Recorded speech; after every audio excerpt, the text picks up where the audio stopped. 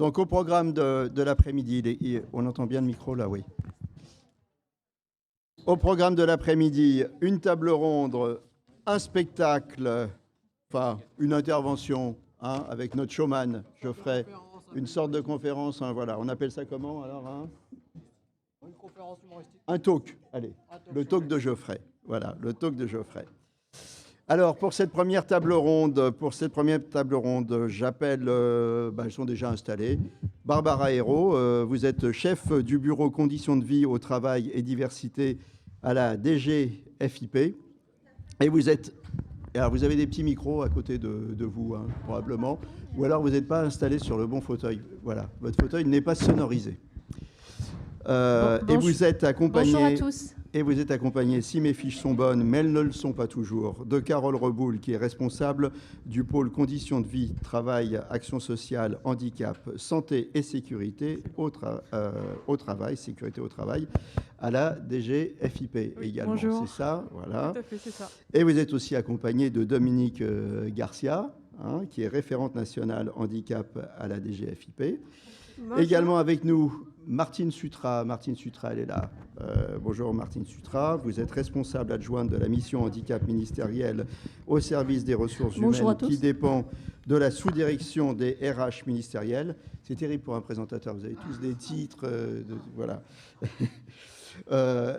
Dominique Lemaître aussi, Prieto, qui est avec nous, qui est médecin.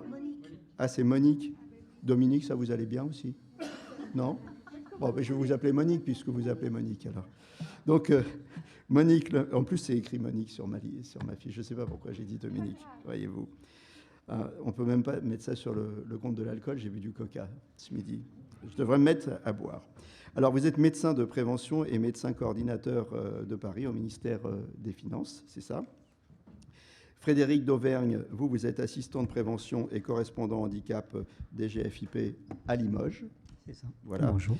Nous rejoindrons ensuite Sylvie Barre. Non, elle ne nous revient.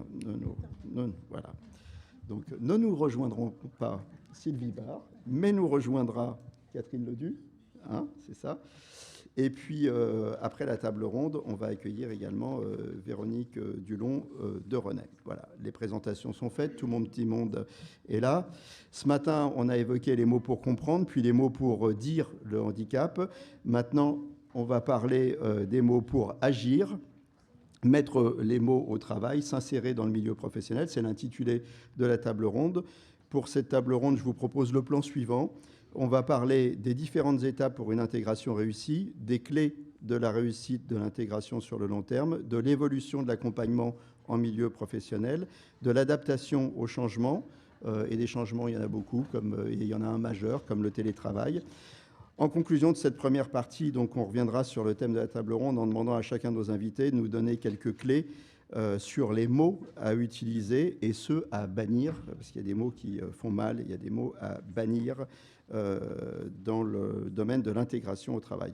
Vers 15h50, on donnera la parole à Véronique Dulon de René qui témoignera, elle, de sa situation d'aidant. Vous savez que c'était notre thème de l'année dernière, les aidants. Barbara Hérault, je rappelle que vous êtes donc chef du bureau conditions de vie et diversité à la DGFiP. On va parler des points clés d'une intégration réussie, mais avant de rentrer dans le cœur du débat, je voudrais vous poser une question préalable. Il n'y a pas un handicap, mais il y a des situations multiples. Alors, comment vous prenez en compte ces réalités multiples? Merci beaucoup. Merci déjà à l'APA de nous accueillir sur ce moment, ce temps fort pour l'APA au cours d'une année, un moment qui est cher à notre cœur parce que l'intégration et la situation des personnes en situation de handicap, c'est quelque chose qui est bien implanté à la DGFiP et qu'on essaye tous les jours, chaque jour, d'améliorer encore. Avec au sein du bureau, et je me permets de prendre quelques minutes pour resituer l'ensemble des acteurs, un bureau qui est en particulier dédié aux conditions de vie au travail, à la diversité, à l'égalité, aux situations de handicap. C'est le bureau dont j'ai la responsabilité, avec un pôle en particulier, qui est celui de Carole Reboul qui m'accompagne aujourd'hui, et puis avec notre référente nationale handicap, Dominique Garcia, qu'on ne présente plus, mais que je présente quand même pour les quelques nouveaux qui viennent d'arriver. Voilà. Ça me permet de répondre à votre question. C'est effectivement, il y a des situations de handicap. Nous, ce qui nous intéresse, c'est pas tant le détail de ces situations, c'est bien la prise en compte de chacune de ces situations, parce qu'elle est propre, parce que d'abord c'est une situation de handicap propre à chacun, et puis parce que je pense que chacun a une façon de la vivre qui ne doit pas, à mon avis, faire coller forcément une solution à une question. Donc c'est à mon avis le point très positif du réseau qu'on a mis en place. Et j'y reviendrai dans les clés, les différentes étapes pour la réussite de l'intégration. Mais nous, c'est notre point de vue, c'est être là pour les personnes en situation de handicap, quel que soit ce handicap, bien entendu, et ne pas se mettre à leur place, avoir une écoute attentive pour pouvoir avoir une réponse qui soit adaptée à la situation de handicap, étudiée au plus proche, en proximité de cet agent, et une réponse qui... La somme de toutes ces réponses compose pour nous la réponse de la DGFiP aux personnes en situation de handicap. Ai-je répondu à votre question ? Mais vous avez très bien répondu. Voilà. Et si on n'avait pas compris, on vous reposera des questions, ce qui me permet de dire que cette réunion, comme ce matin, je vous l'ai expliqué, elle est interactive. Vous pouvez poser des questions à n'importe quel moment. Sur le chat, vous pouvez aussi intervenir à n'importe quel moment. L'intégration, ça commence par l'ouverture de poste. Alors, j'ai lu dans un compte-rendu d'un groupe de travail auquel vous avez participé, Dominique Garcia, ce rapport disait, je cite, « Les postes sont ouverts à tous. La DGFiP se refuse à tout traitement de faveur au motif que la personne ne doit pas perdre sa légitimité. » Tout à fait. Quand on ouvre les postes et quand on recrute un candidat, qu'il soit en situation de handicap ou non, ce que l'on regarde en premier, c'est ses compétences et ses qualités professionnelles, ses qualités personnelles pour pouvoir l'intégrer donc dans un environnement professionnel, mais également au sein d'une équipe, d'un collectif de travail et pouvoir lui donner la possibilité d'évoluer professionnellement. C'est important, volontairement, là je relance la salle là-dessus, c'est important le fait d'être reconnu pour son travail, pour ses qualités, et pas simplement parce qu'on a fait de la discrimination positive. Quelqu'un qui veut réagir là-dessus? Je ne sais pas où sont les micros sans fil, par contre. Est-ce qu'il y a quelqu'un? Geoffrey. Alors vas-y, Geoffrey, tu es déjà équipé d'un micro, et sinon, les micros sans fil.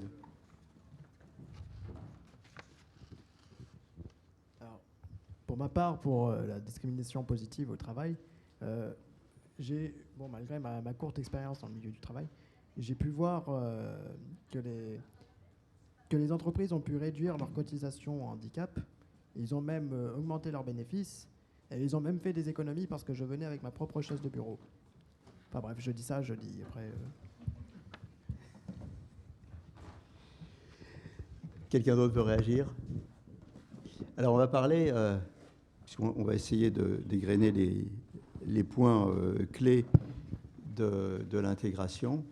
On a parlé d'ouverture de poste, on va parler du rôle du médecin au travail qui est capital pour une bonne intégration. Et ça commence par la visite préalable. Monique, j'allais redire Dominique, vous allez me maudire.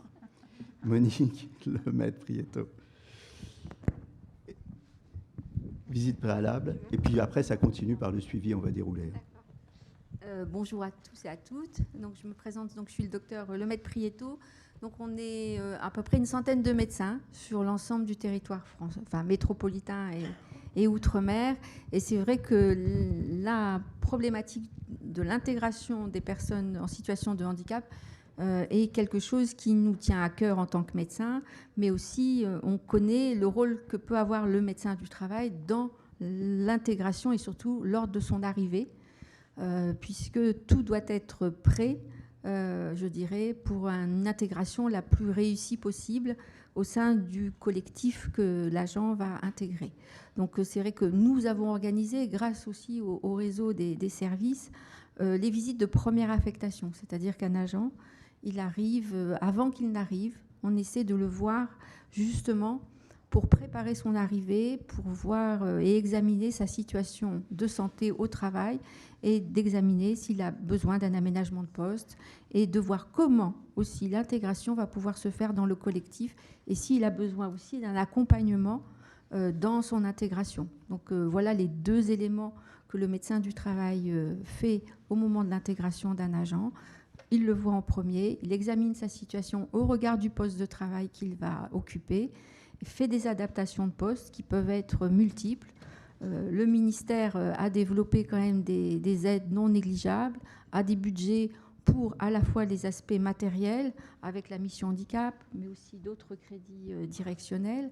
Ça, c'est tout ce qui est aménagement matériel du poste. On préconise aussi des aménagements fonctionnels sur le poste en lui-même. Et bien sûr, on voit aussi, et on interroge l'agent, je pense que c'est important, de voir comment il voit son intégration au travail. Est-ce qu'il va avoir besoin d'un accompagnement? Est-ce qu'il pense qu'il va pouvoir donner les éléments clés au service? Et si, dans des situations toujours individuelles et examinées au cas par cas, on amènera un accompagnement en fonction de la situation de l'agent. Je pense que ce qui est important, mais comme tous les agents, vous êtes responsable de votre santé et de votre santé au travail. Et donc, c'est vous qui êtes responsable. Et nous, on est dans l'accompagnement et dans votre aide au cheminement au travail. Et ça, c'est important. Parfois, il y a des agents qui ont un handicap invisible qu'on est amené à voir et pour lequel on ne va pas faire dans un premier temps un aménagement de poste. Et souvent, on me pose la question, qu'est-ce que je dis, docteur? Je dis, d'abord, vous dites ce que vous voulez. Et si vous n'avez pas envie de déclarer votre handicap à vos collègues, vous êtes tout à fait en droit de ne pas le faire. Après, on verra comment ça se passe au travail. Voilà. On va revenir sur toutes ces questions. Alors, effectivement, je vais vous donner la parole. Juste une précision pour dire que je distribue la parole, mais vous pouvez renchérir sur les propos des autres et ne vous gênez pas de le faire. Allez-y, Barbara. Alors, merci beaucoup parce que vraiment, les propos du docteur font tout à fait écho à notre vécu et à notre super travail de collaboration. Je tiens à le souligner qu'on fait en proximité en fait des agents qui en ont besoin et au travers de l'ensemble de notre structure départementale. Je voulais vraiment souligner ce qui vient d'être dit parce que ça me paraît la clé. En tout cas, c'est notre clé d'entrée et de lecture. Et on est tout à fait là pour en débattre et en échanger avec vous.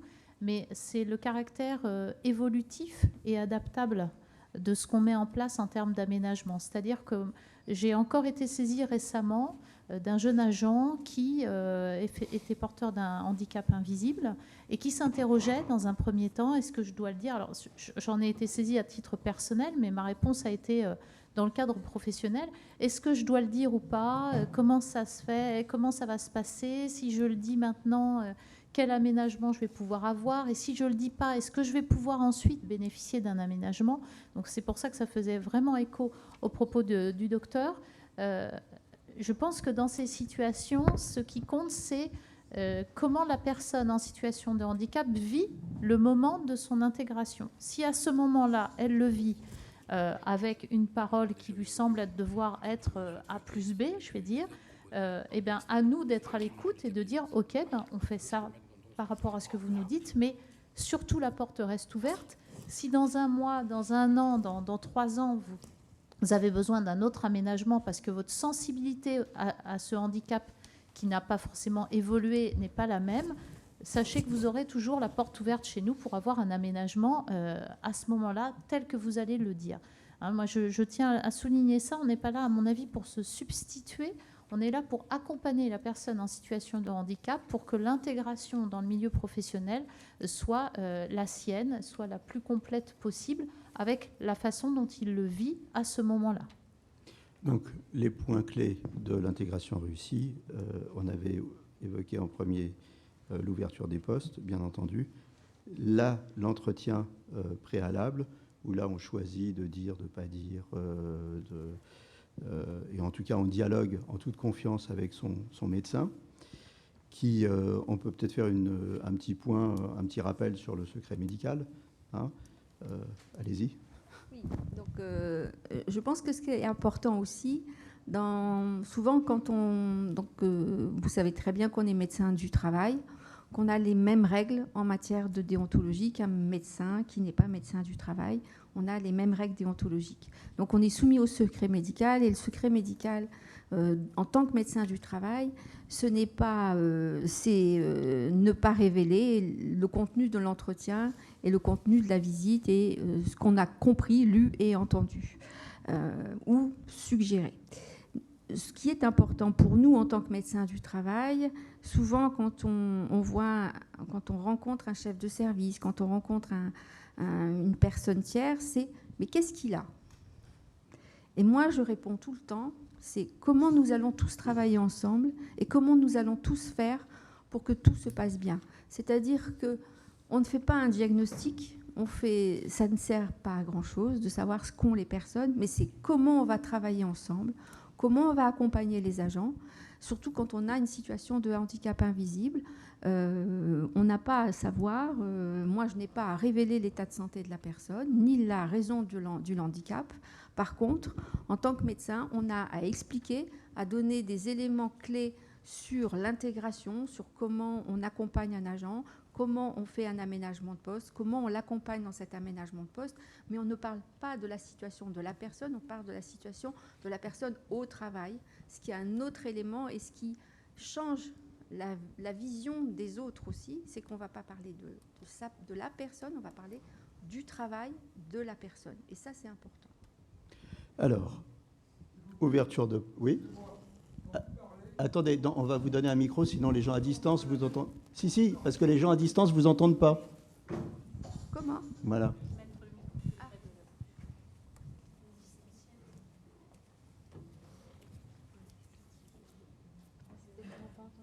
Excusez-moi de faire cette remarque, c'est juste entre parenthèses. Quand vous parlez, il faut garder le micro près de la bouche. Excusez-moi. Ça, on ne vous entend plus. Bon. Donc, ouverture de poste, entretien préalable, accompagnement. Vous avez déjà commencé à en parler. Le suivi, il est central. Je vais peut-être ouvrir la parole à d'autres. Martine Suttra, on ne vous a pas entendu encore. Le suivi, l'adaptation de la fonction, la formation continue, l'ergonomie des postes, la formation de la hiérarchie, prendre en compte le collectif. Tout ça, ça fait partie du suivi et des évolutions de carrière. Et après, je vous demanderai de réagir aussi, Barbara Hérault, là-dessus. Tout ça fait partie également de la politique du handicap qui est mise en place au ministère. Alors, parlez bien dans le micro, vous allez vous Pardon. faire engueuler, hein, vous avez compris. Attention, éviter les le monsieur à la remontrances. grosse voix va vous disputer.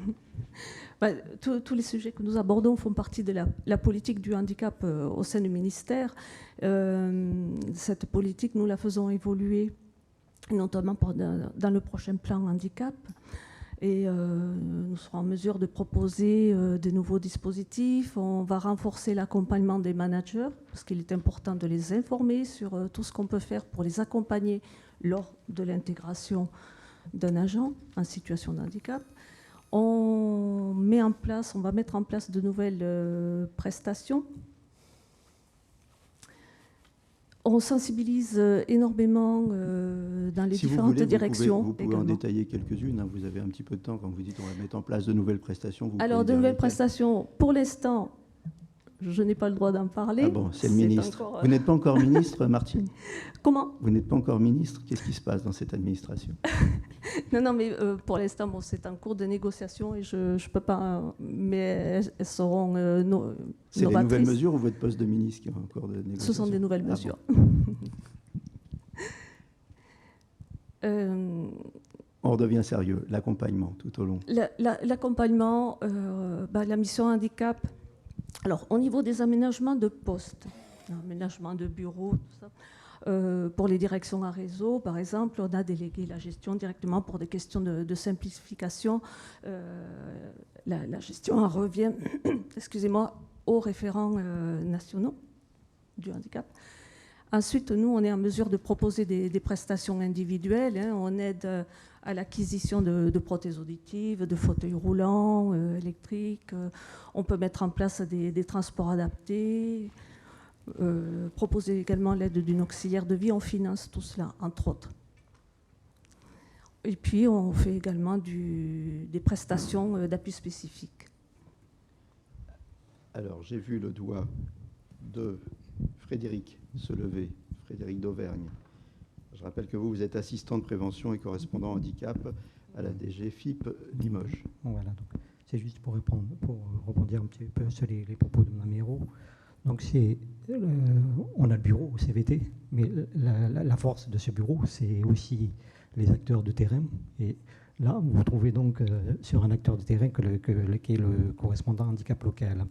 Donc le docteur donc, parlait donc, de cet entretien préalable, mais nous, déjà correspondants handicap locaux, on s'est déjà mis en relation avec le précédent, donc lorsqu'on aménage donc, un nouveau poste donc, d'une personne qui est mutée ou qui...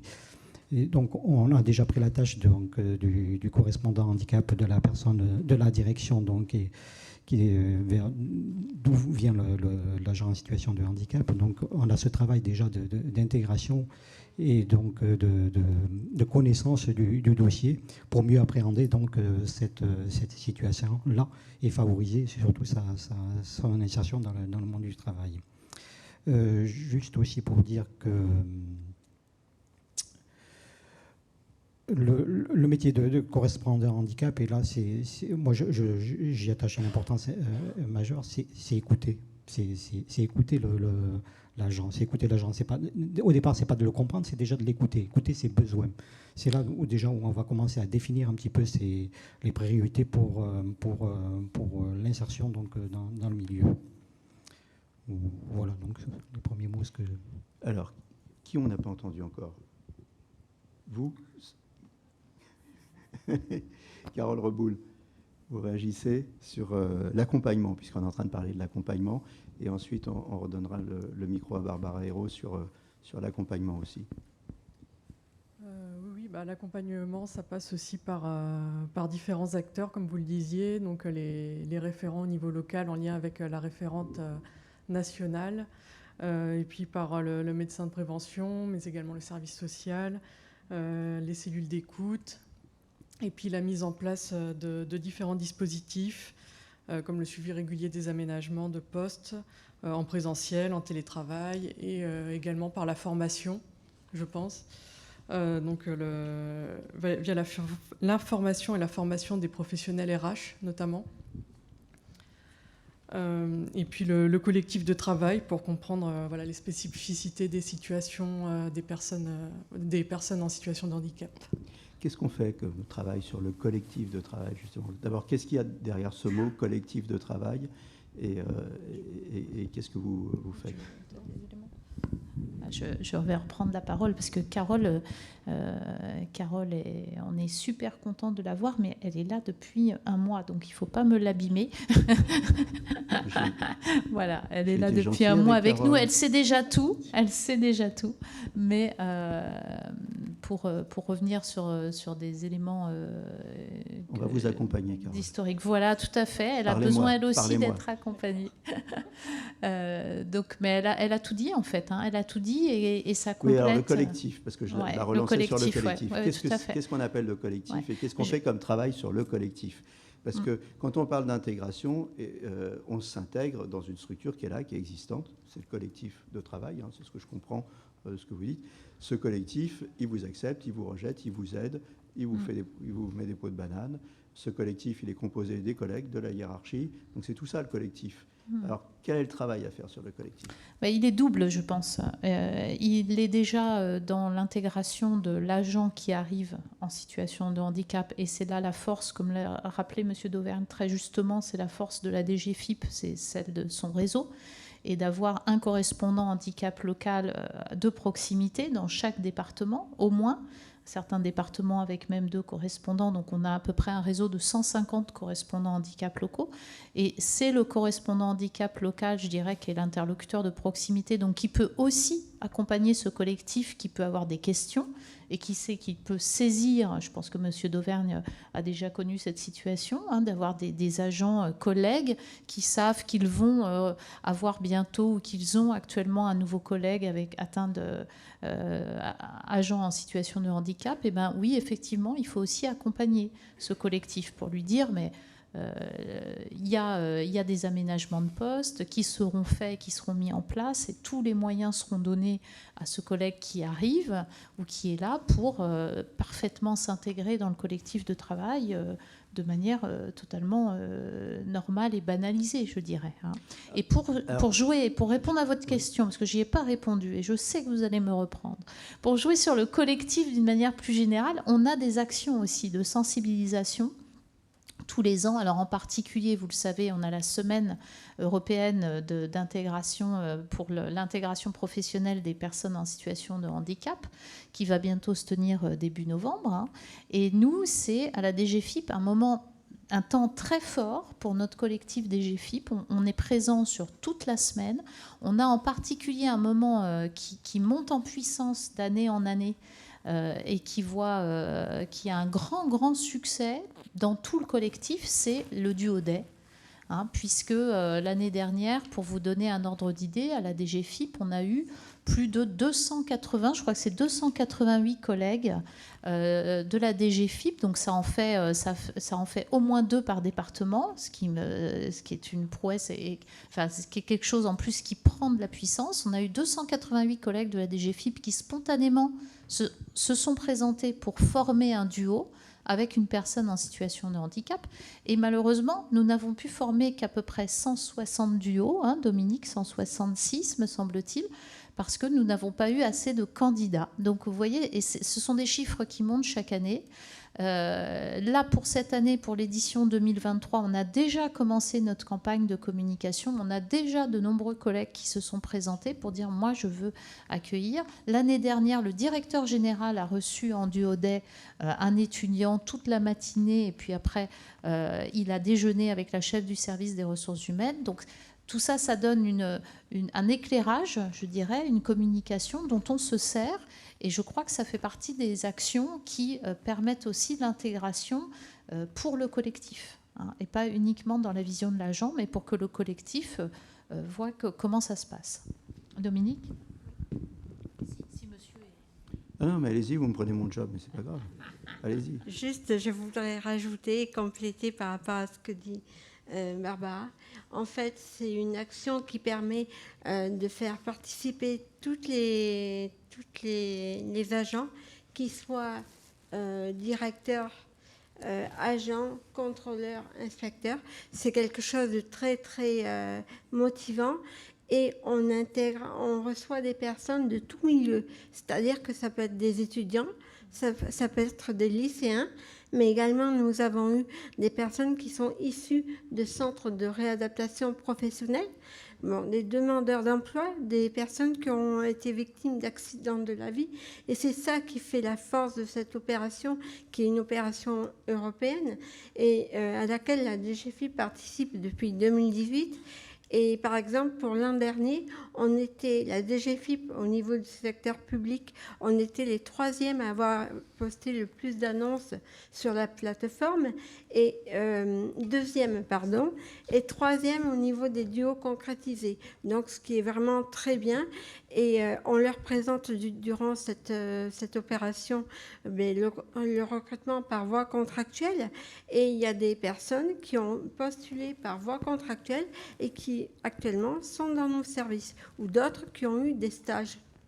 Et ça, c'est une avancée parce qu'il faut comprendre que le handicap, l'intégration d'une personne en situation de handicap ne peut pas se réaliser comme ça du jour au lendemain.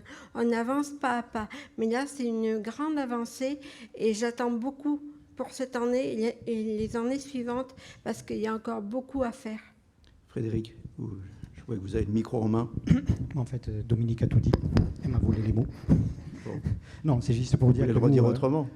Il n'y a rien à dire autrement d'ailleurs, mais juste pour vous dire que nous, moi, au moins dans ma direction, et je suis sûr que dans toutes les directions, on s'inscrit mais à plein dans cette opération du OD, et on a un écho vraiment favorable des agents, et ça permet tout de suite de faciliter un petit peu, du moins dénouer les liens, faciliter la parole. Je veux dire, il y a les échanges donc, qui se font avec la personne qui a été accueillie. Et pour confirmer donc ce que vient de dire Dominique, c'est que oui, l'anecdote, c'est qu'on a des agents que moi j'ai suivis, du moins pas des agents, des personnes qu'on avait accueillies, que j'ai suivies tout au long de l'année, qu'on a pu inscrire au concours et qui ont réussi le concours. Donc c'est une opération toute gagnante. Oui, Monsieur Durousseau. Oui, qui me dit Monsieur Durousseau? Une question. Dans la salle.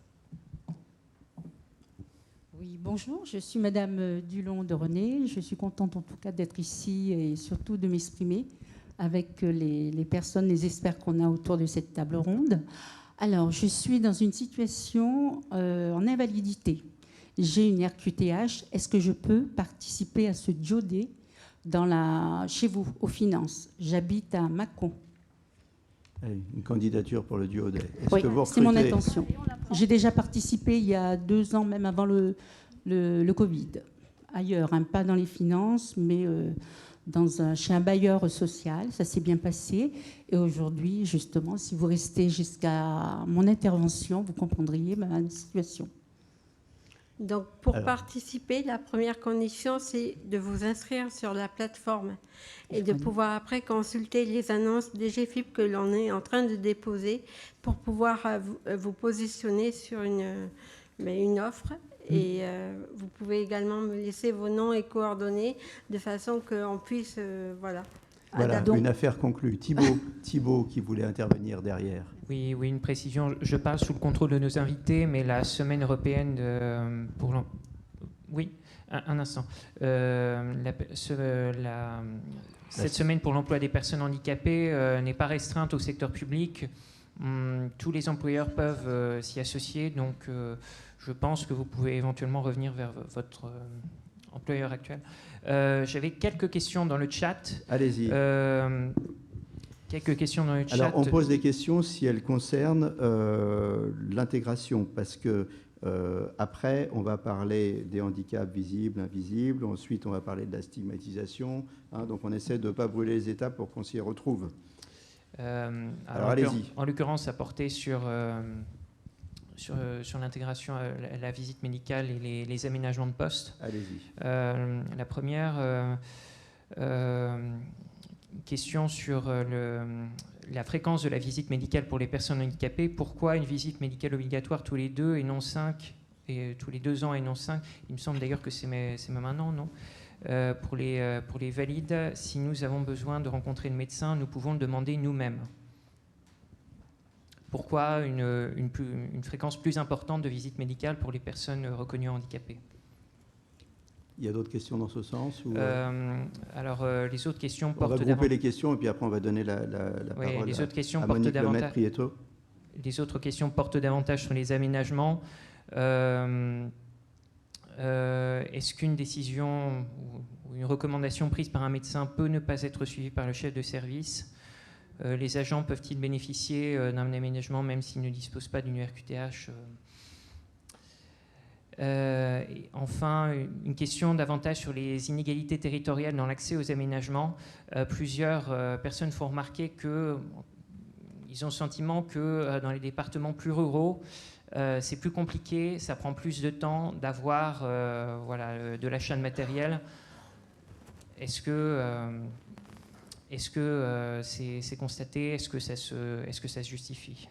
Alors, en premier, docteur Monique. Alors, sur le suivi individuel des agents, on a un décret qui régit la surveillance médicale des agents fonctionnaires de l'État. Donc, je ne vais pas faire la référence réglementaire. C'est les agents qui présentent une situation de handicap sont reconnus comme nécessitant un suivi particulier. Auparavant, le décret indiquait que les agents devaient être vus tous les ans. Aujourd'hui, le décret spécifie qu'on doit les voir et c'est le médecin qui apprécie la fréquence du suivi. Donc, et sans dépasser la périodicité de 4 ans, ce qui ne veut pas dire que l'agent peut faire appel à nous s'il a besoin entre la périodicité qu'on a définie. Donc on a assoupli ce système qui fait que parfois des agents qui sont très très bien intégrés, qui n'ont pas besoin de nous voir tous les ans, on préfère différer la visite tous les 2 ans, voire tous les 4 ans. Mais en tous les cas, ça fait partie du décret, comme dans la médecine du travail privé, où les agents en situation de handicap ont une spécificité de suivi, tout comme les agents en poste à risque professionnel. Donc on a certaines spécificités, mais qui sont liées, je dirais, à la protection renforcée des agents. Donc ça fait partie d'un décret. Donc on est obligé de s'y tenir. Alors, il y avait et l'adaptation, justement, oui. Je trouve que la souplesse de l'adaptation à la fréquence, c'est-à-dire de ne pas voir les agents systématiquement tous les ans, je dirais que c'est une meilleure prise en compte de la situation individuelle des agents pour justement au mieux adapter le suivi des personnes qui en ont peut-être plus besoin que d'autres. Parfois, des agents me disent « il faut que je vous revoie l'année prochaine ». Je dis « La réglementation nous oblige à nous voir tous les ans ». Aujourd'hui, on peut surseoir à une visite annuelle, mais l'agent peut nous voir quand il le désire. Même il peut venir prendre rendez-vous directement avec nous. Voilà. Il y avait une question sur vos recommandations et la hiérarchie. Alors, là aussi, vous savez, la profession médicale en santé au travail est une profession réglementée. Alors, elle est réglementée pourquoi ? Parce qu'elle vous protège, mais elle nous protège aussi. Donc, c'est une sorte de protection juridique que nous avons. Donc, l'aménagement du poste de travail, le médecin, il est conseiller de l'administration et il fait une proposition. Cette proposition, elle peut être agréée ou pas par l'administration. Bon, je dirais que souvent, dans les aménagements matériels, je pense qu'on a, au niveau de l'administration financière, on n'a jamais eu de refus d'aménagement du poste de travail, mais c'est l'administration en tant qu'employeur, c'est-à-dire c'est l'employeur public qui est responsable de la santé et de la sécurité de ses agents, qui va prendre décision. Nous, on est un conseiller qui va donner un avis ou une recommandation. Là où on a peut-être un petit peu plus de difficultés parfois, c'est sur les aménagements fonctionnels, mais là aussi, on peut avoir des accords partiels ou peut-être que l'administration, en fonction des nécessités de service, le fera toujours dans l'intérêt de la santé des agents, mais pourra soit refuser ou accepter partiellement l'aménagement qui est proposé sur un plan fonctionnel. La polémique, c'est pas une polémique, donc les tendances, c'est surtout le télétravail. C'est vrai que souvent, on a parfois des discussions avec les administrations et les agents sur plus de télétravail. Alors télétravail, si vous voulez bien, on va en situation... On a un chapitre complet sur le télétravail. On parlera sur le télétravail. Alors par contre, il y avait un dernier volet qui était l'inégalité territoriale, et ça, je vais vous demander de répondre, Barbara Hérault. Alors, on va plutôt faire avec un micro sans fil, là, parce que je vous vois, à la fin, vous allez faire des nœuds. On va être obligé de couper les fils pour vous libérer. On l'a à côté, c'est bon. Alors, au niveau des inégalités territoriales, ça aurait pu être vrai avant 2020. Mais depuis le Covid, les prestataires de matériel adapté se sont organisés et ont déployé des entreprises dans tous les coins de France pour faciliter l'aménagement de postes et proposer leur matériel. Donc, ils ont des commerciaux qu'ils ont mis aux 4 coins de France. C'est sûr que quand vous êtes en milieu rural, vous avez un peu plus de délai parce qu'il y a le déplacement, il y a peu de personnes qui vont travailler, il y a le matériel à transférer. Donc, c'est des conditions de mise en œuvre. Mais c'est bien temporisé. Et ce que j'apprécie aussi, c'est que quand les difficultés me remontent au niveau local, au niveau des petites... direction départementale, il me suffit de passer un coup de téléphone aux entreprises pour leur dire attention, il y a une demande, vous pouvez déployer un commercial sur ce poste-là. Donc là, il y a quand même eu des facilités qui sont apparues après la crise Covid. Oui, Frédéric. Oui, il y avait une dernière question donc, sur l'aménagement, s'il était réservé aux seules personnes en titulaires du RQTH. Donc nous, tout au moins de ma direction, on va au-delà. Donc on a des fonds donc, dans l'ex-CHS, la formation spécialisée. Donc dès qu'on a des prescriptions médicales, donc on peut les faire financer aussi dans le cadre de ce budget-là. Et puis si ce budget n'est pas suffisant, donc nous, au sein de notre direction, les crédits donc, de notre dotation globale de financement peuvent être aussi sollicités pour financer des équipements plus ou moins, qui équipent plus d'agents en tout cas. Donc tous les moyens de financement peuvent être sollicités. Des réactions? Alors, on a parlé d'intégration, on a parlé d'accompagnement. Il y a une réaction ici. Oui, excusez-moi, je voulais revenir sur la DGFiP parce qu'en fait, on est dans un gros ministère. Il ne faut pas oublier l'ensemble des directions. Et par rapport à la question du duo D, il ne faut pas oublier que les services, la direction des douanes, toutes les directions, donc il faut que les personnes qui sont de l'autre côté de l'ordinateur éventuellement, n'oublie pas qu'il n'y a pas que la DGFiP, même si à titre personnel, la DGFiP, il me semble, vous me corrigerez, ça représente 350 000 agents et qu'il y ait 280 collègues qui soient volontaires, c'est pas un effectif, comment dirais-je, statistique très... Bon, c'est une bonne évolution, mais voilà, donc dans le domaine du handicap, on est encore dans des travaux. Voilà, on est dans un exercice de construction. Voilà. Alors, je me permets de corriger les chiffres. La DGFiP, c'est 95 000 agents. Donc effectivement, c'est l'administration la plus volumineuse en effectifs du ministère qui doit en compter un peu moins de 130 000, 128 000 à la date d'aujourd'hui. Je vous rejoins, madame. 288 sur 95 000, c'est pas suffisant. Mais ce que je voulais souligner, c'était la progression. Parce qu'on a commencé depuis le duo-day, depuis 2018, Dominique, on a commencé avec encore moins d'offres de nos agents. Donc moi, j'étais très fière l'année dernière quand j'ai constaté que malheureusement, on a créé de la frustration puisqu'on a beaucoup d'agents auxquels on n'a pas pu permettre cet accompagnement d'une personne en situation de handicap. Et j'y vois là un vrai succès, même si effectivement la vision en valeur absolue du chiffre dit on est loin du compte. Moi, j'y vois un vrai succès pour répondre à la question qui nous avait été posée du collectif, parce que ça veut dire que voilà, il n'y a pas que les numéros 1. Donc la DGFiP, pour en revenir à des chiffres, vous avez raison, avec les chiffres, on voit plus clair et ça objective les choses. 95 000 agents sur 132 directions. Donc avec 288 demandes d'agents pour faire des duo-day, ça veut dire qu'on n'a pas eu que les numéros 1 des départements, ce que vous pourriez me dire. Oui, le DG a fait un duo-day, donc le numéro 1 du département a voulu faire pareil.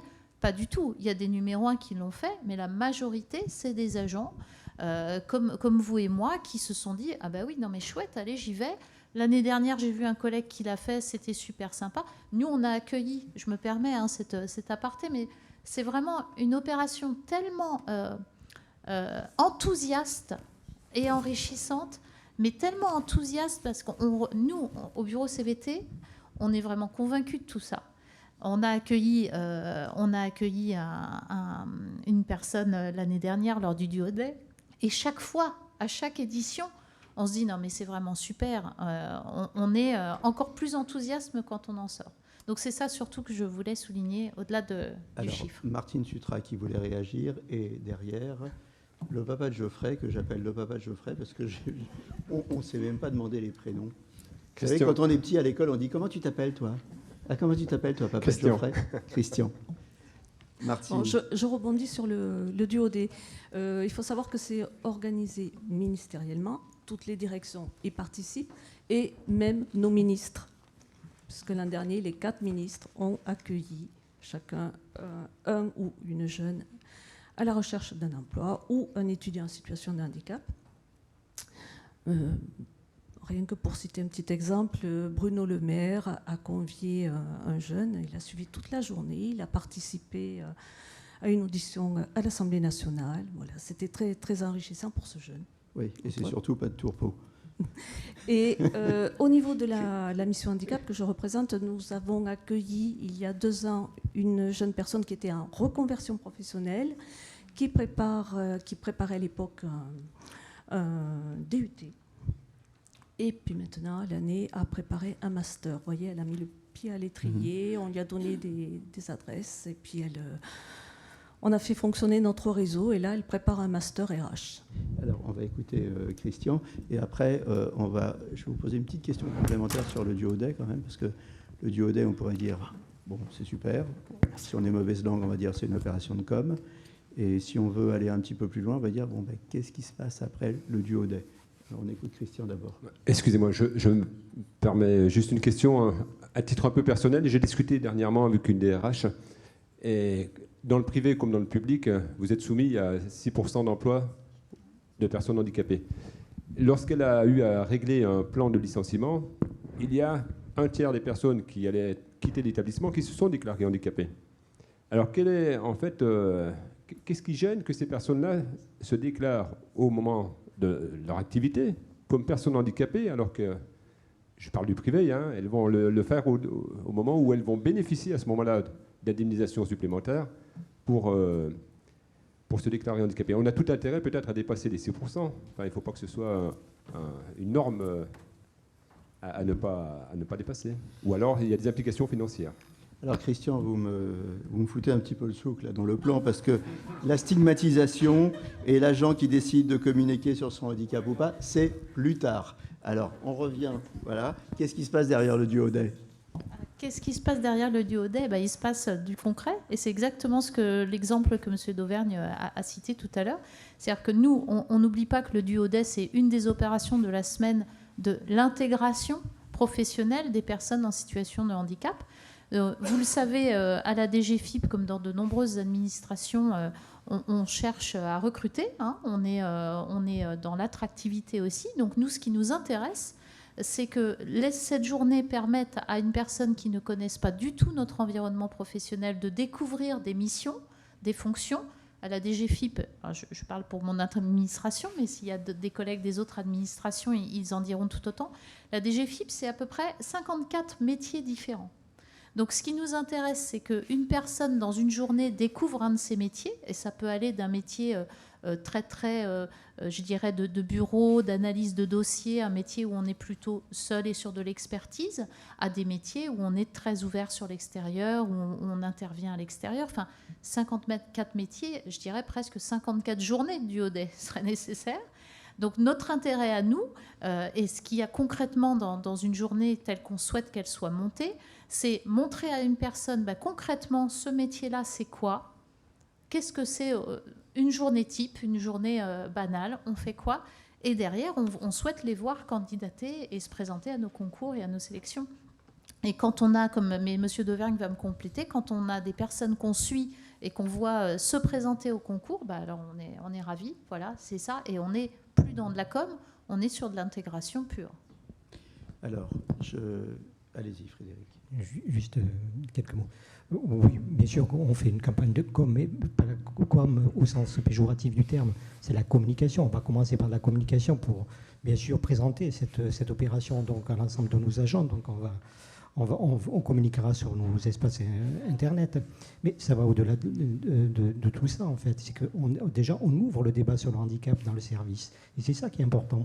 On a un service où il n'y avait pas on n'a pas de personnes en situation de handicap, ou alors personne n'est déclaré, en tout cas.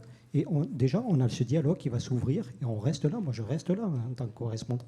J'ouvre le débat avec les agents qui sont là dans ce collectif de travail. Donc, le débat se nourrit, donc, et on échange avec cette personne en situation de handicap. Donc, c'est là où est la richesse de cette opération aussi. Alors, pour la suite, je vous donne le menu, Christian, comme ça, on va... Alors, on va parler des handicaps visibles. Monsieur Durosso. Oui.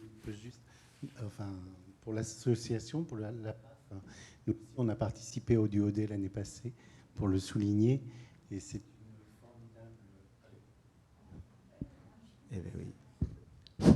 oui, c'est une formidable expérience pour Isabelle, notre secrétaire. Elle a passé une très belle journée avec une jeune fille qui était formidable également. Donc je tenais à le souligner. Et tant que j'ai la parole, je voudrais remercier Dominique Combe, Thierry Fardot et Xavier Marin de la représentant MGFI et MASFIP qui nous ont rejoints cet après-midi, avec une petite mention pour la MASFIP qui nous a accordé cette année un petit focus lors des assemblées départementales dans tous les départements. Donc merci à eux. Voilà. Voilà. Alors, je pense que tout le monde... Allez, on les applaudit. Bon, je pense que tout le monde est d'accord pour dire que les duodets, c'est formidable. Donc, on va passer à autre chose. Je vous donne le menu. Handicap, visible, invisible. On va en parler avec vous, Monique Lemaitre-Prieto, et puis ensuite, on va ouvrir le débat. On va parler ensuite de la stigmatisation. On va rappeler l'intérêt de déclarer son handicap. Donc, ça correspondait à votre question. On va parler de la parole, des mots pour éviter de faire mal, donc des mots pour éviter les mots, de la différence entre l'attitude bienveillante, voire condescendante, et l'attitude digne. Et on fera un focus à la fin sur le télétravail, qu'est-ce que ça change, et surtout, quelles sont les difficultés, des besoins de la personne en situation de handicap. Et puis on conclura à la fin, où tout le monde aura son mot de conclusion. On va faire un tour de table sur cette première partie. Voilà, vous avez le menu. Handicap visible, invisible. D'abord, c'est quoi les handicaps invisibles, si on peut lister un genre de hit parade des handicaps invisibles? Alors, c'est le contraire de ce qui se voit. Donc, quand une personne a une situation de handicap, la première chose, quand on est une personne qui est en face de nous, on voit si elle a un problème de motricité, si elle a un problème de vision, si elle a un problème d'audition, parce qu'elle va nous le dire. Une personne qui a une situation de handicap invisible, on ne verra rien de tangible, et parfois, la personne ne le dira pas. Souvent, ce sont des maladies chroniques, comme le diabète, des maladies... Enfin, la situation de handicap et la RQTH sont ouverts à beaucoup de pathologies chroniques. Des gens qui ont eu des cancers, des gens qui ont des situations, je dirais, de maladies qui ne se voient pas, mais qui ont un retentissement sur la fatigabilité, sur un certain nombre de schémas qu'on connaît. Donc, on a toutes les situations. Et puis, vous avez l'handicap psychique, qui fait partie de l'handicap invisible, même s'il est identifié handicap psychique dans les schémas tels qu'on les représente sur le handicap. Mais on est plus sur des maladies chroniques, et le handicap psychique fait partie quand même du handicap invisible parce qu'il ne se voit pas. Il peut se comprendre au moment où on a une difficulté d'intégration. Maladie chronique, je vais vous poser des questions simples. Diabète, par exemple, c'est considéré comme un handicap. La maladie de Crohn aussi. Donc, toutes les maladies chroniques qui nécessitent un traitement, des soins prolongés et qui ont un degré d'invalidité, parce que vous avez des diabètes qui sont très équilibrés. Tous les diabétiques ne sont pas en situation de handicap. Donc c'est la commission départementale du handicap qui va définir le degré de handicap et donc le degré d'incapacité pour pouvoir bénéficier de la RQTH. Donc toutes les personnes qui ont des maladies chroniques ne sont pas forcément en situation déclarée de RQTH. Voilà. Le handicap invisible, est-ce qu'il y a, vous disiez tout à l'heure par exemple, les gens qui entendent mal le disent.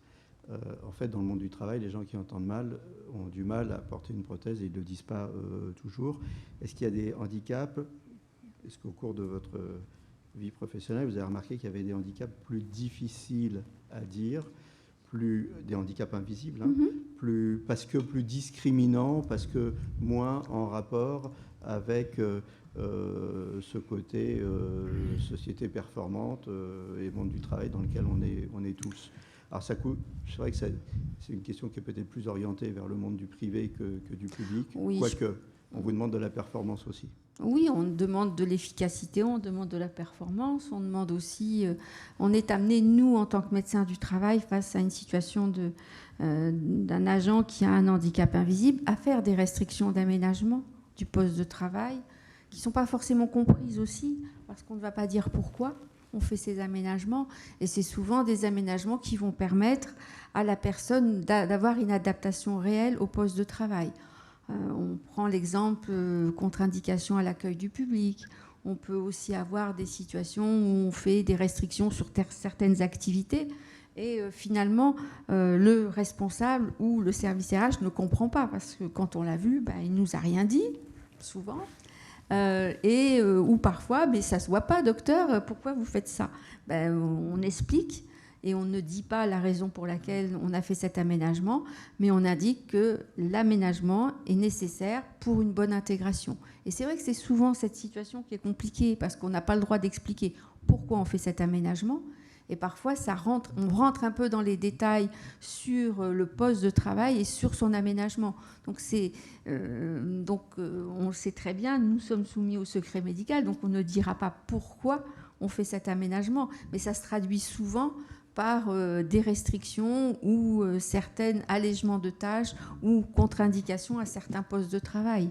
Donc, de façon implicite, on sait que c'est un handicap, mais on ne le dira pas. Voilà. Barbara Hérault, comment on fait, justement, on voit bien cette ambiguïté, on n'a pas le droit de dire des choses, en même temps on fait des aménagements, la hiérarchie ne le comprend pas ou le collectif peut ne pas le comprendre. Comment on fait? Je crois que le docteur a tout dit. Effectivement, comment on fait? Ça passe, à mon avis, par l'éducation du collectif. Sur un handicap, ça peut être visible, et là, on pense qu'on sait mieux parce qu'on voit, mais ça peut aussi être un handicap invisible. Comme l'a très bien dit Mme le maître Prieto, ça peut être un handicap invisible évolutif et qui amène à des aménagements de postes qui vont évoluer dans le temps. Mais à partir du moment où le médecin a fait ses préconisations, c'est là qu'il y a nécessité d'avoir un bon dialogue entre la direction aussi et le médecin, qui, sans dévoiler, parce qu'il y a le respect absolu du secret médical, peut contribuer à l'acceptation aussi par le chef de service de la nécessité pour dire, voilà, il y a eu un handicap invisible, j'ai reçu cet agent, ma préconisation c'est celle-ci. On est pour moi encore dans un domaine qui relève de l'acculturation de nos collectifs de travail à la réalité du handicap, qui peut être un handicap visible ou invisible, et qui nécessite forcément d'avoir un acteur primordial qu'est le médecin du travail, qui reçoit cet agent, qui va prendre les préconisations qui vont bien, même si parfois ça semble incongru peut-être au chef de service parce qu'il n'a pas vu ce handicap, dont il s'en veut peut-être aussi, le chef de service, de ne pas avoir vu, ou le chef des RH local, de ne pas avoir saisi au travers peut-être d'un faisceau d'indices qu'il y avait potentiellement un handicap invisible. C'est pas la volonté. Moi, je crois en la nature humaine. La volonté, c'est de toujours bien faire. Mais ça va encore mieux quand on en a la culture d'une part et la connaissance. Alors, j'ai vu que le micro avait migré vers le haut de la salle. Je vais poser une question qui va peut-être en surprendre quelques-uns. Allez-y, on est prêt à tout. Mon background, je suis veilleur professionnel, mais sinon, je ne le fais pas depuis très longtemps et je suis comptable de copropriété. Mais indépendamment de ça, je m'adresse aux médecins. Est-ce que, du fait d'être médecin et donc habilité à tous les secrets que vous voudrez, n'avez-vous pas possibilité de regarder si les personnes que vous avez dans votre ministère ont des ALD ou pas? Et si elles ont des ALD, elles n'ont peut-être pas tout dit en matière de handicap, mais ça peut vous intéresser de les connaître et de leur demander si elles sont prêtes à le dire ou pas le dire, etc. Est-ce que c'est possible pour vous de savoir ça à travers la sécurité sociale? Voilà, merci. Alors, deux choses. En tant que médecin du travail, nous n'avons pas accès aux données de santé de la CPAM. D'accord? Donc ça, c'est le cloisonnement. Et donc l'agent, il a confiance ou il n'a pas confiance en son médecin du travail, donc il va lui donner un certain nombre d'éléments. Quand on est en consultation avec un agent qui n'a pas déclaré sa situation de handicap et qu'on voit en visite périodique pour un suivi en santé au travail, je dirais, dans un cadre qui n'est pas un cadre particulier lié à une situation de handicap, on fait le point sur sa santé. Il nous livre ou il ne nous livre pas ses problèmes de santé. En général, j'espère que l'ensemble des agents font confiance aux médecins du travail parce que nous garantissons, et tout est garanti pour que nous respections le secret médical. En fonction de sa situation, certes, des agents peuvent avoir une maladie chronique et être en ALD. ALD ne veut pas dire automatiquement RQTH, d'accord ? Je pense que la situation de handicap déclaré ou pas à l'administration, ça c'est une question qui peut se poser notamment dans les handicaps invisibles. On a souvent des agents qui viennent en visite, qu'on suit régulièrement, qu'on suit et qui n'ont pas fait la démarche de la reconnaissance en tant que travailleur handicapé. Donc dans ces cas-là, l'accompagnement qu'on fait, c'est d'informer les agents sur la possibilité de faire des démarches RQTH pour leur donner un certain nombre d'éclairages. C'est vrai, comme l'indiquait monsieur à côté, un agent qui n'a pas de situation de handicap déclaré peut bénéficier d'un aménagement de poste, parce que ça fait partie, je dirais, des compétences des médecins du travail, et on ne fait pas que des aménagements de poste que pour les agents en situation de handicap. Donc, à ce moment-là, quand on voit un agent qui a un problème de santé, qui est en ALD ou qui n'est pas en ALD, on peut l'orienter vers une déclaration RQTH, libre à lui, parce que ça c'est aussi important, de déclarer à son employeur. Jamais un médecin du travail qui voit un agent en situation de handicap, et oui, il a fait des démarches RQTH, nous donnerons l'information à l'administration. La démarche de déclaration d'une situation de handicap, en termes de RQTH, c'est l'agent lui-même, et ce n'est sûrement pas le médecin du travail. Donc on est là à conseiller, à donner les avantages, les inconvénients. Parfois des agents font leur démarche RQTH et nous disent « Docteur, pour le moment, tout se passe bien au travail ». Et c'est souvent aussi dans le privé, quand vous parlez des licenciements, je rebondis sur les licenciements. Parfois, les agents dans le privé ne déclarent pas leur situation de handicap pour plein de raisons, notamment la stigmatisation, où le privé est quand même un tout petit peu moins protecteur que dans le public. Et souvent, pour avoir été quand même dans le privé aussi, le médecin du travail conseille aux agents de faire la RQTH, et notamment aux salariés du privé. Et quand on a un risque de licenciement ou quand on a des difficultés professionnelles, là, on fait valoir la RQTH. C'est vrai que c'est une carte à jouer, entre guillemets. Hein. Ça veut dire qu'on protège encore plus les personnes parce qu'elles ont besoin d'être protégées à ce moment-là. Donc nos agents, les agents du ministère, ont parfois des problèmes de santé qui relèvent parfois de la RQTH, mais qui n'ont pas fait les démarches parce que l'environnement est aussi protecteur. Hein. On tient compte des situations individuelles, on fait des aménagements et les aménagements sont respectés pour les agents qui n'ont pas la situation RQTH. Mais voilà, il y a aussi la personne qui décide aussi de faire valoir ses droits en une situation de handicap. Je pense qu'il faut avoir le respect de ce que veulent aussi les personnes. Mais le facteur de protection dans le privé est un facteur important.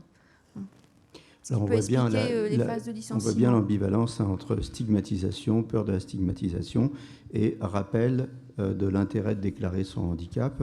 Je vais lister quelques points. Comme vous l'avez rappelé, la déclaration elle est confidentielle. Elle permet de bénéficier d'un accompagnement, de bénéficier du maintien dans l'emploi ou d'une reconversion et d'avoir accès à des aides financières disponibles. Est-ce que j'ai oublié des choses? Sans doute. Je ne suis pas spécialiste de la question. Mais en tout cas, si j'ai rien oublié, j'aimerais qu'on s'arrête un peu sur ce choix et peut-être vous poser la question dans la salle. Est-ce que vous avez été confronté aussi à ce choix en disant, bon, qu'est-ce que je fais? Je déclare pas. À un moment, Thibault, qui ne m'écoute pas, mais que je vais prendre par surprise, une fois de plus, Thibault se réserve souvent le choix de dire je déclare, je déclare pas. Alors là, il ne s'agit pas de déclarer vis-à-vis de son employeur, mais vis-à-vis des gens que vous visitez ou des collègues. Donc, parlez-moi de ce moment et de ce choix, et parlez-moi des questionnements que vous avez eus. Thibault, en premier, pour lancer... Non, mais allez-y, vous avez levé la main. Parce que Thibault, c'est ma tête de Turc. Je passe le micro à chaque fois. Oui, mais c'est ma tête de Turc quand même. Oui, je voulais bien dans le micro. Je voulais simplement dire qu'effectivement, à partir du moment où on dit son handicap, c'est important pour les collègues parce qu'ils comprennent, notamment quand c'est un handicap invisible, une maladie chronique, Et ça aide vraiment à s'intégrer, parce que c'est vrai que quand un agent semble très bien le lundi et que le mardi il est en arrêt pour un mois, ils ne comprennent pas trop. Donc le fait d'expliquer son handicap, c'est important. Et sinon, par rapport à la première partie sur le handicap invisible, moi j'ai eu les deux. Donc la première partie, quand j'ai passé mon concours à l'époque réservé, c'est ce qu'on appelait les emplois réservés, avec une RQTH à la douane, je suis douanier, mon handicap était totalement invisible, et c'est vrai que c'était très difficile au niveau de l'intégration, notamment quand on est jeune, voilà. Et j'ai été mutée en priorité. C'est aussi un des aspects de la RQTH, hein, c'est d'avoir une priorité de mutation. Et ça a été très mal vécu d'arriver très jeune dans un service alors que les mutations sont compliquées. Et par contre, la deuxième partie, c'est quand, hélas, mon handicap a commencé à se voir, puisque c'est une maladie évolutive, eh bien, il y a eu comme un choc avec un CLM. Et quand je suis revenue, j'ai enfin accepté mon handicap et j'en ai beaucoup parlé. Et j'ai été très, très surprise de l'accueil. C'est-à-dire que tout s'est mis en place, en fait, enfin. Et j'ai vraiment trop tardé à admettre ce handicap et à l'expliquer et à me rendre compte qu'en fait, en l'expliquant, il y a du matériel, il y a un aménagement de temps, maintenant il y a le télétravail. En fait, c'est vraiment une délivrance. En fait, ce que vous nous dites, c'est qu'on a peur de parler de son handicap parce qu'on ne veut pas être stigmatisé, mais que le fait d'en parler, au contraire, ça débloque un certain nombre de choses et que du coup, on n'est plus stigmatisé. Tout à fait. Et puis, quand on a un handicap jeune, moi j'ai un handicap depuis tout le temps, et qui est évolutif. Et en fait, au départ, on est dans la performance. Ça correspond à ce qu'on disait ce matin. C'est-à-dire qu'on dit, si je suis capable, je vais passer le concours, je vais aller à Paris, Voilà, donc on est dans la performance. Et le fait d'expliquer qu'on a des difficultés, c'est trop difficile. Donc on les cache jusqu'à ce qu'à un moment, on ne puisse plus les cacher. Alors, parfois, ça se termine mal. Et parfois, moi, en l'espèce, c'est parce que j'ai eu un enfant, j'ai dû m'arrêter de travailler, je suis passée en CLM et j'ai utilisé cette période pour me remettre en question. On ne peut pas tout faire. Donc, en plus, mon fils est autiste, comme je disais ce matin. Donc voilà, ça faisait un bagage de plus. Et je trouve qu'une fois qu'on a expliqué son handicap, on a la chance dans notre administration d'avoir quand même beaucoup de personnes qui nous écoutent. Et qui nous aide. Et après, oui, ça aide. Et encore une fois, ce que je veux dire, c'est que ça aide par rapport aux collègues. Voilà. Thibault s'est caché derrière le roll-up. Thibault, qui ne veut pas parler. Ici, avant. Si. Monsieur Durosson. Oui. Avant. Alors, moi j'ai un handicap, on ne le voit pas, il n'est pas visible. Moi, j'ai eu beaucoup de mal à le dire. C'était très, très dur jusqu'à ce que je tombe et que les pompiers arrivent. Et je devais le dire. Qu'il ne fallait pas me soulever comme ça. Je tiens à le préciser, c'est très dur. Pour une personne qui est handicapée et que ça ne se voit pas, c'est très dur. Parce que quand vous dites « je ne peux pas faire ça », c'est pourquoi ? Ah, tu n'es pas une princesse. Ici, c'est comme ça. Pourquoi le chef de service te dit pas ça à toi ? Pourquoi tu as un siège ? Et tous les jours, il faut répondre à ces questions. Le sociologue parlait ce matin de coming out permanent. Voilà. On est obligé de s'expliquer tout au long de sa vie. Voilà. Moi, j'ai commencé en 2001 à la NPE. J'ai passé le concours comme tout le monde. Ça veut dire que je n'ai pas demandé l'heure en plus, je ne voulais pas. Je suis arrivée, je ne l'ai pas dit pendant 10 ans. Donc j'ai vécu avec ça. Je ne prenais pas les escaliers et tout. L'excuse, c'était « ah non, j'ai la tête qui tourne ». Enfin, j'ai inventé des histoires. Je suis arrivée au ministère. En 2017, j'ai fait une mise à disposition. J'ai passé le recrutement TH, vous appelez ça. J'étais en formation. Je tiens à le dire, ça, c'est très important parce que ça m'a vraiment touchée.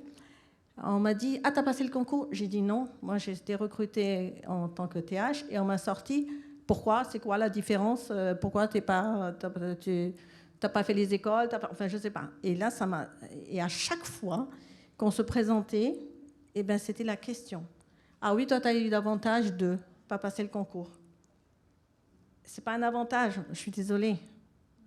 Moi, je l'ai passé à la NPE. J'ai fait une mise à disposition. Donc j'ai changé de ministère. Moi, je le dis, jusqu'à maintenant, aujourd'hui, je suis déléguée à l'APA Finance du 93. On me dit, ah ben, t'as droit au taxi, t'es une princesse. Pourquoi toi? C'est l'argent du contribuable. Ok, oui, mais moi aussi, je paye mes impôts.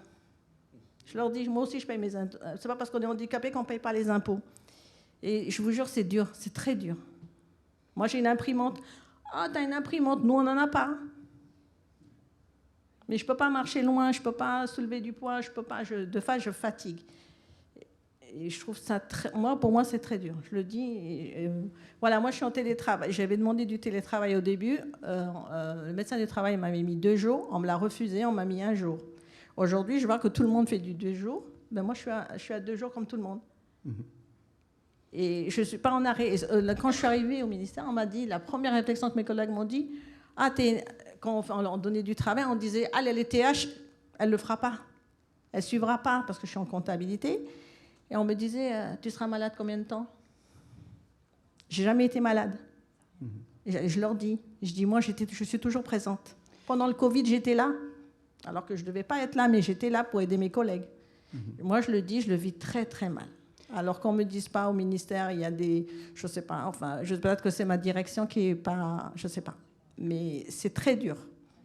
Alors on voit qu'il y a des ressentis différents, il y a des vécus différents. Le vôtre est parce poignant. Que mon handicap ne se voit pas, c'est pour ça. Oui. Bon, moi, une mise au point, je vais détendre l'atmosphère, puisque je suis au ministère des Finances, je paie mes impôts. Je paie mes impôts. Pas d'histoire. Thibault. Oui. Je vais abonder dans le sens de ce qui a été dit. Faire part de son handicap à ses collègues, ça peut être compliqué. Pour ma part, j'ai eu la chance d'avoir, lorsque je suis entré à la DGFiP, des collègues à l'écoute qui avaient ce minimum d'empathie qui est nécessaire pour amorcer une relation et faire en sorte que ça se passe bien en dépit des restrictions qu'on peut avoir dans nos capacités. De toute manière, en ce qui me concerne, c'est un petit inconvénient des recrutements contractuels handicapés pour les personnes ayant des handicaps invisibles. On est plus ou moins obligé d'en faire part, puisque vous apparaissez dans les effectifs comme ça. Ah, d'où il vient celui-là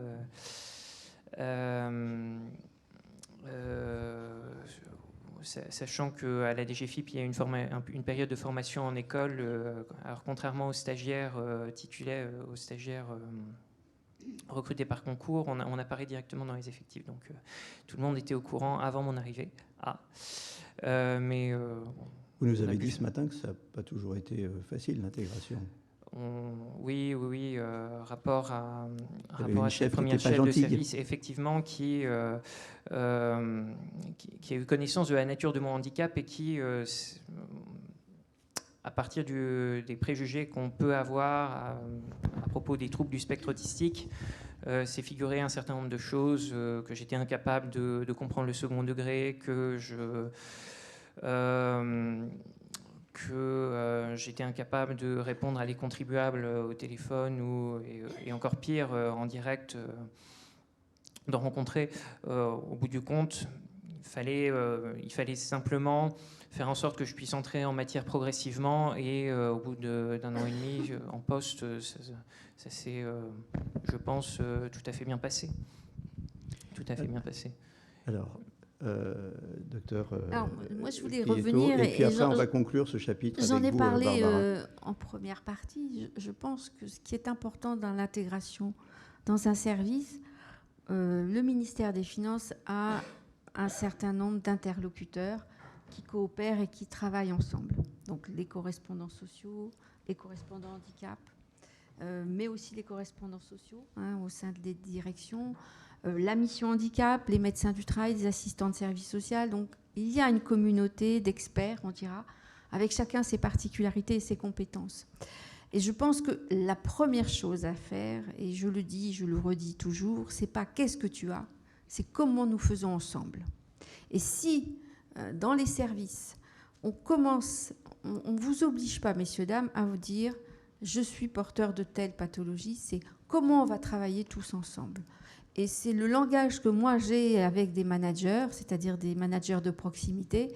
On me dit toujours « mais qu'est-ce qu'il a ?» Moi, j'ai dit « peu importe ce qu'il a, faisons ensemble. Voilà, je vais vous donner des clés. » Lui aussi, cet agent va aussi vous donner des clés de compréhension, non pas sur ce qu'il a, parce que c'est facile d'aller sur Internet et de taper la pathologie. Même une pathologie, quelle que soit la pathologie dont les agents souffrent, dont les personnes souffrent, c'est pas la pathologie, c'est une personne qui a une pathologie. Donc c'est à chaque fois une situation individuelle. Donc sortons de ce carcan de « j'ai telle pathologie », c'est comment nous faisons ensemble. Et ça, je pense que c'est le travail que nous avons à faire sur les collectifs, sur l'ensemble de la chaîne managériale et sur aussi les agents. Moi, quand je vais dans un service avec un agent qui arrive avec une situation de handicap, on fait ce qu'on appelle une visite du poste de travail, soit avant parce qu'on anticipe, soit au moment où la personne arrive. Et donc, on va faire une visite simple, c'est-à-dire comment je travaille, comment je vais travailler. Et parfois, avec le manager, est-ce qu'il va pouvoir faire ça? Est-ce qu'il ne va pas pouvoir faire ça? Et souvent, je dis à l'agent, on va tester et on verra. Donc, je pense qu'il faut qu'on avance sur, non pas qu'est-ce que vous avez, mais comment nous faisons tous ensemble. Et c'est comme ça qu'on arrive à entraîner le collectif. Alors, Barbara, pour la conclusion, mais avant, il y avait une réaction dans la salle. Oui, alors je voulais parler de mon cas. Moi, j'ai eu, l'handicap que je l'ai eu, j'étais déjà en service, donc j'étais déjà dans l'administration. Et donc, je suis dans catégorie A+. Et comment dire, donc tout le monde sait ce que j'ai eu, mais je ne l'ai jamais fait valoir dans l'administration. J'ai une reconnaissance d'handicap à plus de 80%, mais je travaille normalement comme quelqu'un, comme un A+ normal. Et tout ça, justement par cette peur d'être mise dans un placard. C'est cette idée que là, je fais ce que je veux, comme je veux, enfin, sur le poste que j'occupe, quoi. Je suis entendue, écoutée, etc. Si je dis que j'ai une reconnaissance d'handicap à plus de 80%, je crois que j'aurais plus ma place. Pourtant, il y a déjà quelques années. Vous avez peur de perdre votre légitimité si vous dites que oui, complètement. Vous êtes complètement. handicapé. Barbara Hérault, tout ce qu'on a entendu, ça amène des réflexions. Oui, mais pour conclure, merci d'abord pour ces témoignages, parce que moi, je les trouve extrêmement symboliques de ce qui est vécu par les personnes en situation de handicap. Et pour conclure, je dirais que nous, cette année, on s'est lancé à la DGFiP dans une campagne de communication pour dire, non pas dites-nous ce que vous avez, mais plutôt pour dire, n'oubliez pas qu'en faisant communication, vous allez nous permettre de mettre à disposition, à votre disposition, si vous le souhaitez, et à celle du collectif, les moyens pour travailler ensemble. C'est vraiment les propos qu'a repris le docteur. Ce qui doit être, à mon avis, ce à quoi on doit œuvrer au quotidien, c'est à l'acculturation de tous, du collectif, et à l'accompagnement de cet agent. Ce qui nous intéresse, c'est pas de savoir ce qu'il y a, ce qui doit absolument pas nous intéresser, c'est ça, mais savoir comment on peut faire, qu'est-ce qu'on peut amener comme aménagement de poste pour que l'ensemble de l'activité professionnelle réalisée par cet agent se passe bien pour lui et pour le collectif. Tout c'est le souhait qu'on a, mais on a encore tous à y travailler, je pense, au quotidien, dans l'acculturation. C'est pas, on doit, à mon avis, lutter au quotidien contre cette forme de subjectivité qui est attachée à il a ceci, cela. Ça n'a pas d'intérêt vraiment. Je rejoins totalement le docteur. Ce qui nous intéresse, c'est comment on travaille, comment on forme un collectif de travail. Voilà, avec des moyens peut-être différenciés en fonction des situations des uns et des autres. Alors on l'a entendu, il y a des mots qui font mal. C'est un peu l'objet de cette journée. Les mots, MAUX, MOT. Il y a des mots qui font mal. Il y a des attitudes qui font mal. On va en parler un petit peu. On peut être bienveillant. Souvent on est condescendant. Souvent on a du mal à être naturel. avec les gens en situation de handicap. Alors, quelle est la bonne attitude finalement à avoir? Je dirais qu'en premier, j'ai peut-être envie, je ne fais pas partie de la table ronde, mais Geoffrey, je vais quand même t'interroger là-dessus. Je réalise que je ne sais pas pourquoi je te tutoie. On a eu un bon feeling, je te tutoie. Excuse-moi. Donc, voilà. Quelle attitude on doit avoir envers les gens qui souffrent de handicap?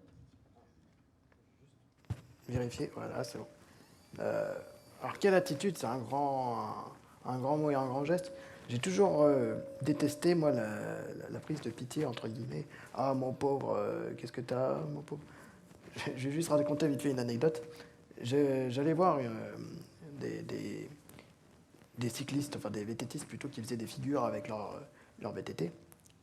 Et puis, tout d'un coup, il y en a un qui fait du hors-piste et puis qui vient me voir. Et puis, il me dit ah, mon pauvre, tu peux pas faire du vélo. À l'époque, j'étais pas encore humoriste. Et pourtant, tu fais du 2 roues. Ouais, même du 4. 4x4. Du 4x4. Et à l'époque, j'étais pas encore humoriste et j'avais tellement envie de le regarder droit dans les yeux et lui dire ah, mon pauvre, t'as pas de bol, tu peux pas faire du fauteuil roulant.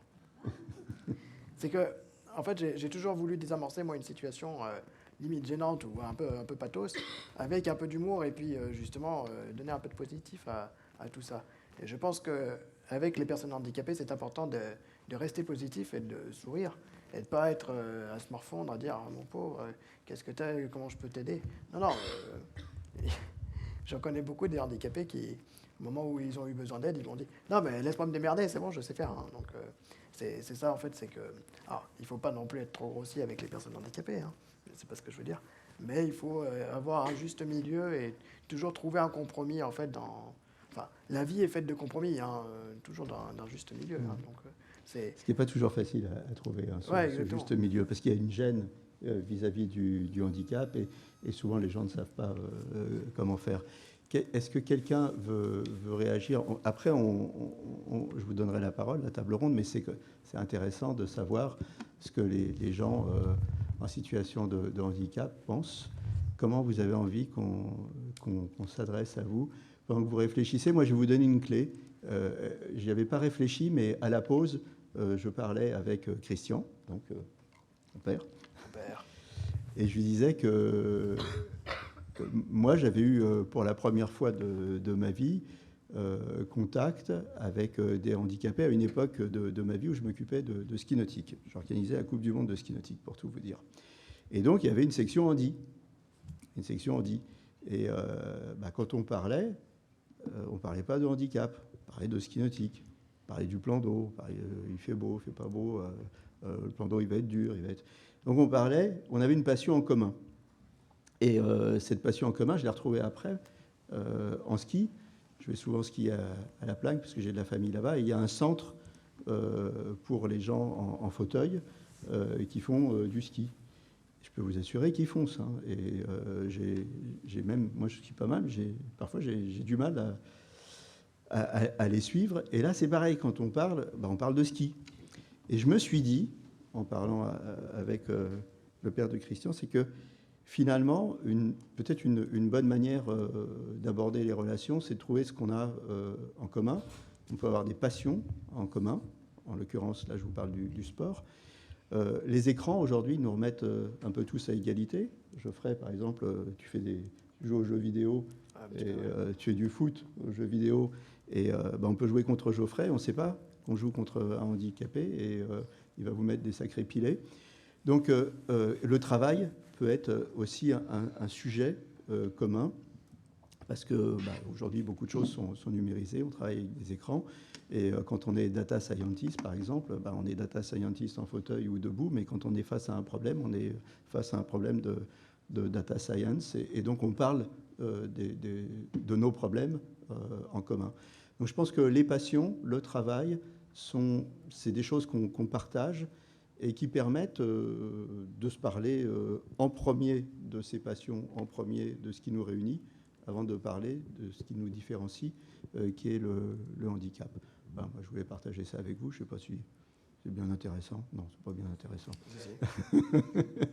Alors, est-ce que ça vous a donné le temps de réfléchir ou est-ce que je redonne la parole à mon panel? Allez, allez-y. Alors, le micro, il est où le micro? On a perdu le micro. Ah, il est là. Alors, c'est un micro-baladeur. Voilà, avant cet été, j'ai participé à une journée avec le département, avec les accompagnants, les travailleurs sociaux. C'était sur le pouvoir d'agir. En effet, il y avait aussi les personnes comme moi, les aidés, qui avaient besoin aussi d'être accompagnés. Et donc, cette journée-là, avec ce sociologue justement Bertrand Hagen-Müller, il a mis en place, comment on va dire, une formation pour les accompagnants, justement pour pouvoir être égal à égal aux accompagnés. Quand vous recevez les accompagnés, voilà, on va dire, vous pouvez le recevoir avec leurs capacités, leurs aptitudes et les ressources qu'ils ont, et non pas avec leur fragilité. Et c'est vrai que cette journée-là, c'était le pouvoir d'agir, c'est sortir, les accompagnants sortir de leur cadre professionnel, considérer les accompagnés comme une personne qui a des ressources. Et je peux vous dire, à la suite de cette journée, il y a eu des ateliers au sein des centres sociaux pour que les accompagnés puissent venir faire découvrir un peu les talents et faire participer aux accompagnants, les travailleurs sociaux, ce qu'ils savent faire en dehors de leur fragilité et leur vulnérabilité. Alors il y avait aussi égal et égal cette relation et l'alliance qu'il y avait entre les professionnels et les aidés. Alors, la bonne attitude, si personne ne réagit d'autre, la bonne attitude. Comment on fait? Alors la bonne attitude, c'est d'abord écouter les personnes. Parce que la personne, elle va s'exprimer, elle va nous dire, voilà, il faut accueillir la personne qui a une situation de handicap comme une personne qui vient travailler et qui va être dans un collectif professionnel. Et comme vous le dites, hein, c'est le travail qui va tous nous réunir. Donc on va parler du travail et de la façon dont les personnes vont travailler ensemble. Et je pense que après, il y a des handicaps visibles. On sait comment on va pouvoir communiquer avec une personne qui est malvoyante, parce qu'on va en plus aménager les locaux, on va vérifier un certain nombre d'éléments pour que justement l'espace de travail soit le plus sécurisé possible. Pareil pour une situation de handicap physique, on va aménager l'espace de travail. Donc les agents vont comprendre avant que l'agent n'arrive qu'il va y avoir un aménagement matériel et que la situation va être aménagée. Par contre, je pense que dans la relation de travail, c'est l'agent qui va s'exprimer, comme vous le disiez. Les correspondants handicap font ce travail aussi d'écoute et de savoir comment on va travailler. Après, l'attitude, on dira, tant qu'on est bienveillant, c'est une attitude de bienveillance, mais pas de pitié ni de rejet. Alors, est-ce qu'on est obligé d'être bienveillant pour éviter l'effet petite princesse là, dont on parlait tout à l'heure? Est-ce qu'on a le droit de dire à son collègue Andy, écoute, là, tu me gonfles? Si ce n'est pas en référence avec le handicap, oui. On peut dire non, je suis fatiguée, non, t'as pas fait, non, le boulot ça va pas. Bon, on va reprendre ensemble le travail, mais on va pas dire c'est parce que tu es handicapé. Tu es handicapé, tu comprends pas. Non, on va jamais dire ça. Mais bon, il y a une situation, le travail là, on va pointer non pas parce qu'il a une situation de handicap, mais il y a une difficulté au travail, on va l'accompagner dans la difficulté et comprendre pourquoi il y a eu des erreurs ou pourquoi, mais on ne fera pas référence à la situation de handicap. C'est parce que tu es handicapé que tu ne comprends pas. Ça, ce n'est pas des choses à dire, hein, vous êtes d'accord avec moi.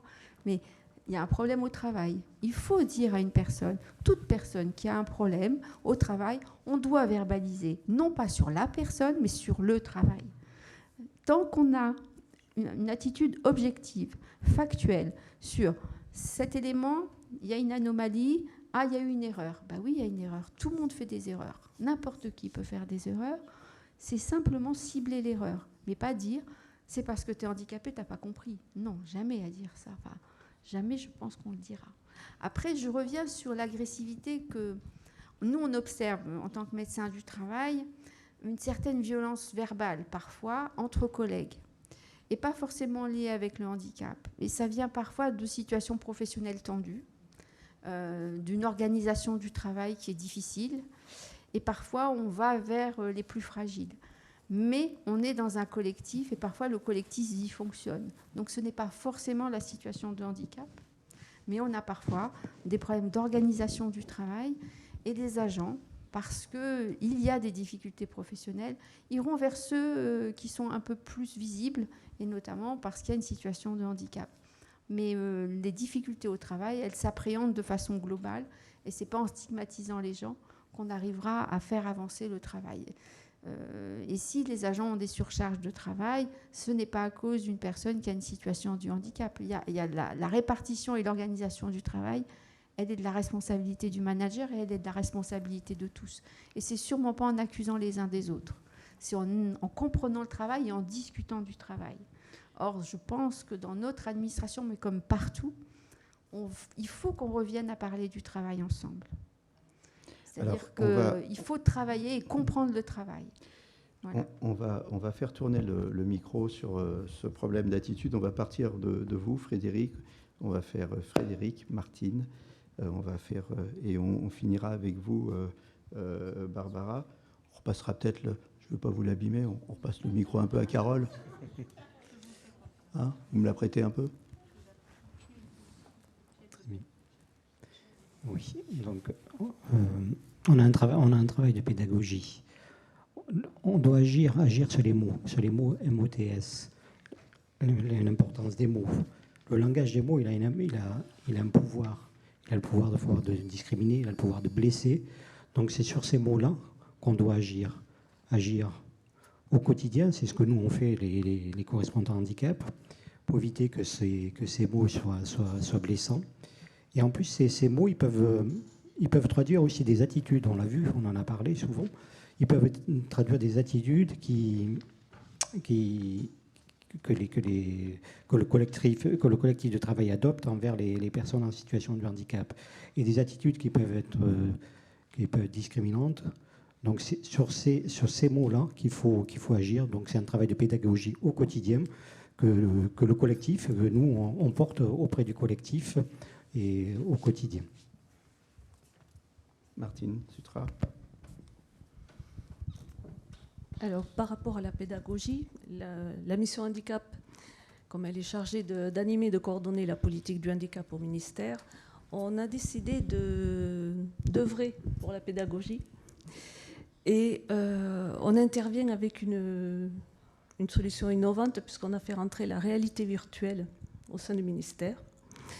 Et nous faisons plonger aussi bien les managers que les agents dans le monde de la réalité virtuelle. On les met en situation de handicap. On propose des modules de 20 minutes et ça amène quand même une très bonne réflexion de la part des utilisateurs. Et j'espère que ça va œuvrer pour changer le regard, la façon d'être. On est des êtres humains, on se doit d'être bienveillants les uns envers les autres.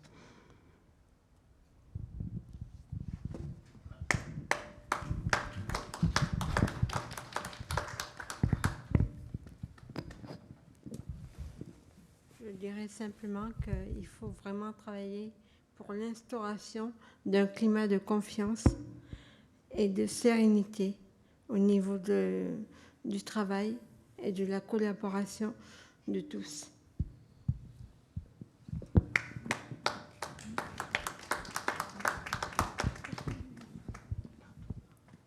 And now, ladies and gentlemen, Carole Reboul, live on stage. J'ai beaucoup appris au travers de cette table ronde. Et ce que j'ai retenu des échanges, c'est vraiment la communication avec une écoute active et participative, savoir reformuler et voilà, rester dans le positif, ne pas dire non, ne pas dire c'est impossible. Et voilà moi, ce que j'ai retenu de cette table ronde. Alors, vous me faites déjà la conclusion de la table ronde. Moi, c'était un tour de table sur l'attitude digne et bienveillante et condescendante. Vous aurez votre conclusion après, hein, parce qu'on n'a pas parlé du télétravail encore. Alors, l'attitude, Barbara Hérault, l'attitude. Donc le mot finalement, on a entendu des ressentis, on a entendu des intentions, on doit avoir une attitude bienveillante. Bon. Alors, entre les ressentis et les intentions, concrètement, comment on fait? Concrètement, j'ai un collègue Andy, demain, il arrive dans mon service. Je pense que ça s'outille. Les choses vont mieux. L'acculturation, elle passe, à mon avis, par des outils. Pour pas forcément avoir le bon mot, mais éviter en tout cas d'avoir le mauvais mot. Parce qu'on l'a vu au travers des témoignages. Il y a beaucoup de choses qui passent par l'appréciation subjective qu'a la personne en situation de handicap, de son handicap et de la façon dont il va être accueilli par le collectif. Et l'inverse est vrai aussi, le collectif et chaque individualité du collectif, comment il va vivre ça. Donc moi, je suis également pour la bienveillance, tout ça, aucun sujet. La nature humaine, j'y crois, je pense qu'elle est positive par nature, mais je pense que tout ça, ça s'outille. Dans la nature humaine, on entend qu'il y a un peu de jalousie parfois. Là, l'effet princesse, pourquoi toi tu prends le taxi? Ouais, moi j'aimerais bien qu'on me dise... non mais bon, vous êtes une je rigole, aussi. Vous me permettrez ce trait d'humour. Ouais. Non mais pour conclure sur ce sujet et pour des mots sur les mots, moi je pense que tout ça, ça s'outille, qu'on y participe tous au quotidien. S'outiller, ça veut dire des formations. Hein. Il a pu, dans le réseau de la DGFiP, on a pu en mener notamment des formations pour les personnes qui reviennent. Alors on n'est pas forcément dans des personnes en situation de handicap, mais les personnes qui reviennent d'affections longue maladie. On a certainement beaucoup d'entre nous connu cette situation. On a un agent qui revient dans le service après plusieurs mois d'absence pour une longue maladie. Il revient d'ailleurs souvent avec un mi-temps thérapeutique, par exemple, pour pouvoir continuer à se soigner et à revenir dans le collectif. Donc, on est plein de bienveillance, on est plein de sympathie, bien sûr, et on croit qu'on a les bons mots. Or, la personne, ce que nous apprennent ce type de formation, c'est que c'est pas forcément comme ça que la personne va les recevoir. Donc, plutôt que de déverser sa sympathie, il faut se mettre dans la position de pouvoir entendre que c'est pas ça dont la personne a besoin au jour d'aujourd'hui. Elle a besoin certainement, et là aussi je rejoins le docteur, d'un discours peut-être plus centré sur le travail. Peut-être qu'elle n'a pas envie d'en parler, peut-être que pour elle c'est difficile. En tout cas, faire en sorte que l'autre accepte, l'autre, celui qui va avoir ce mot, accepte qu'il ne soit pas forcément reçu tel quel. C'est pour vous donner un exemple et pour conclure sur ce sujet. Moi, je crois que ça s'outille. L'acculturation, ça ne se décrète pas. Et il faut impérativement en avoir tous envie, c'est sûr, mais donner en tant qu'employeur les moyens au collectif d'avoir les outils pour. Et ça, on y œuvre tous les jours et au travers parfois de se mettre dans des emblématiques comme la CEP qui permet peut-être de faire quelques actions dont je ne dirai pas plus, car c'est en construction pour la DGFiP et vous verrez, c'est du teasing à fond pour ce qu'on va faire du 6 au... non, je me trompe toujours, du 20 au 24 novembre. Voilà. Vous êtes une pro de la com et du teasing. Alors, on voit bien que tout ça n'est pas facile. Pour la conclusion, je demanderai à Catherine Ledu de nous rejoindre aussi. Hein, voilà. Et pendant que vous nous rejoignez, on voit bien que tout ça n'est pas facile. Et en plus, il y a un truc qui est venu chambouler tout ça, c'est le télétravail. Alors lui, on ne l'avait pas vu arriver. Et puis avec le Covid, ça a été open bar. On télétravaille à fond. Et puis maintenant, post-Covid, on s'aperçoit des bienfaits et des méfaits du télétravail. Et on ne va pas parler du télétravail en règle générale, mais du télétravail pour les personnes en situation de handicap. Est-ce que ça rend les choses, docteur, encore plus difficiles parce que c'est compliqué d'évaluer les besoins d'une personne en télétravail? Il n'y a pas de visite préalable dans la cuisine de Madame Machin qui est en télétravail. Si. Alors, le télétravail dans la fonction publique a là aussi, je dirais, un cortège réglementaire. Le droit au télétravail existe pour les personnes en situation de handicap ou présentant des situations de santé, au-delà des jours et de la réglementation qui est prévue pour les agents qui n'ont pas de situation de handicap. Le droit à la dérogation sur plus de 3 jours, c'est-à-dire 4 ou 5 jours. La part des choses est importante parce que être en télétravail très longtemps, et notamment sur une période longue, 5 jours sur 5, on parle du collectif de travail, là on commence à avoir des grosses difficultés sur l'intégration. On l'a vu, hein, le Covid a desserré les liens vis-à-vis des agents. Ils étaient en télétravail, les relations étaient compliquées, le retour au travail a été difficile parce qu'il y avait la peur de la maladie. Mais je pense qu'il faut savoir mesurer les besoins et faire la part des choses entre ce qui est utile et ce qui va entraîner des conséquences, je dirais, plus négatives d'un télétravail qui va isoler complètement la personne parce qu'elle ne va plus se sentir dans le collectif. Donc c'est toujours, là aussi, c'est une situation individuelle.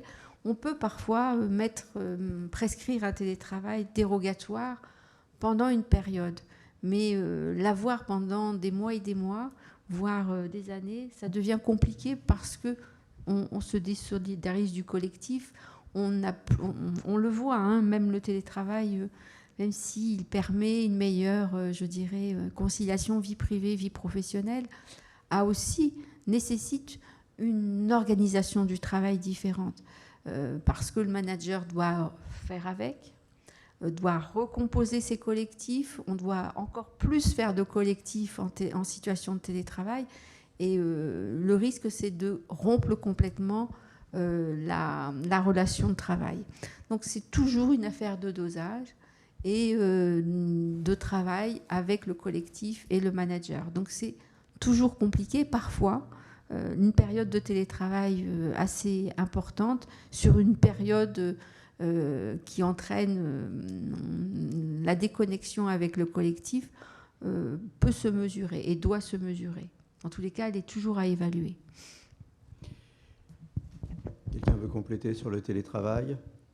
Sinon, on passe la parole à Catherine. Catherine, alors, vous êtes adhérente de l'APA Finance. Oui. Vous avez entendu tout ce qu'on a dit lors de cette table ronde. On a évoqué les problèmes de stigmatisation, on a évoqué l'intérêt de se déclarer handicapé, on a parlé du poids des mots, on a parlé de l'attitude qu'on doit avoir, des handicaps visibles, des handicaps invisibles. Alors, qu'est-ce que ça vous inspire, tout ça? En tout cas, ça vous laisse sans voix, là, au début. Non, je dirais que ça correspond globalement à ce que j'ai vécu depuis 2010 lors de mon intégration à la DGFiP. Donc, effectivement, aussi par un recrutement sans concours. Parce que j'étais agricultrice auparavant pendant 25 ans. Donc, moi, la RQTH, ça a été un changement dans ma vie. Et ce que j'ai entendu là, d'adaptation de poste, je l'ai vécu également dans les services où je suis passée. Alors, je ne vais pas dire que c'est forcément le monde des bisounours. Et pour être précis, vous, c'est votre handicap, en fait, qui vous a permis de rentrer au tout ministère. à fait. Parce que vous étiez agricultrice, j'étais comme vous l'avez dit. Agricultrice pendant 25 ans, oui. Pourquoi c'est votre handicap qui vous a permis de... Parce que j'étais en formation, je cherchais un financement pour faire une licence professionnelle et j'étais à l'affût dans les quotidiens régionaux des annonces d'emploi que je pouvais trouver et des employeurs potentiels, et je suis tombée sur les annonces du Trésor public et des impôts à l'époque qui recrutaient des personnes en situation de handicap, donc sans concours. Et pourquoi pas moi? Voilà. Et j'ai été à ce moment-là invitée à un entretien dans la Sarthe, donc à 350 km de chez moi. Et j'ai bénéficié donc d'un poste dans ce département, et où j'en ai oublié mon handicap, puisque mes conditions de travail me permettaient un emploi tout à fait ordinaire, je dirais tout à fait normal, sans être pénalisée par mon handicap. Ma situation a évolué par la suite quand je suis revenue dans le Finistère, que mon handicap a évolué. Et là, j'ai dû aller chercher effectivement des aménagements de postes, des aménagements de postes qui m'ont été donnés. Mais ça me fait d'ailleurs toujours plaisir d'en parler. Je pense à un aménagement de postes par rapport à des dossiers extrêmement lourds à porter. J'ai une restriction de port de charge et mes chefs de service voulaient absolument me changer de poste parce que mon profil correspondait à ce poste. Mais dans ce cadre-là, il y avait des charges à porter puisque les dossiers de marché public étaient extrêmement lourds. Et Donc j'ai rencontré le médecin de prévention qui a effectué ces préconisations qui ont permis d'avoir une vacataire pour travailler sur ces dossiers et de mieux répartir les charges. Cette répartition de charges, donc moi j'en ai bénéficié, mais c'est l'ensemble du service qui en a bénéficié, comme d'un certain nombre d'aménagements dans les conditions de travail, où il n'y a pas de raison non plus que les ports de charges soient trop élevés. C'est vrai pour tout le monde. Donc ma situation a permis d'améliorer la situation de mes collègues de travail également, donc du collectif. Mais je ne veux plus entendre, par contre, à côté de ça, vous n'avez qu'à demander à vos collègues de vous aider, comme j'ai pu l'entendre. J'ai quand même dû me battre plusieurs fois pour obtenir... Ça rejoint ce que je disais tout à l'heure sur l'architecture invisible, c'est-à-dire que quand on fait des choses pour tout le monde, on oublie qu'on les a fait pour les handicapés. Voilà. Et donc, il n'y a plus de stigmatisation, puisque tout le monde en bénéficie. Oui. C'est aussi une des clés de l'intégration. C'est l'heure de notre petit tour de table de conclusion. Vous savez quoi? On terminera par Carole. Voilà. Allez. Deux petites questions pour Alors, le deux chat, petites questions si avant c'est la possible. conclusion. Allez. Mon responsable de service est au courant que j'ai une reconnaissance de travailleur handicapé. Mon handicap étant invisible, il m'invente un handicap tous les mois. Que dois-je faire? Certains agents dont la RQTH est arrivée à terme ne souhaitent pas en demander le renouvellement.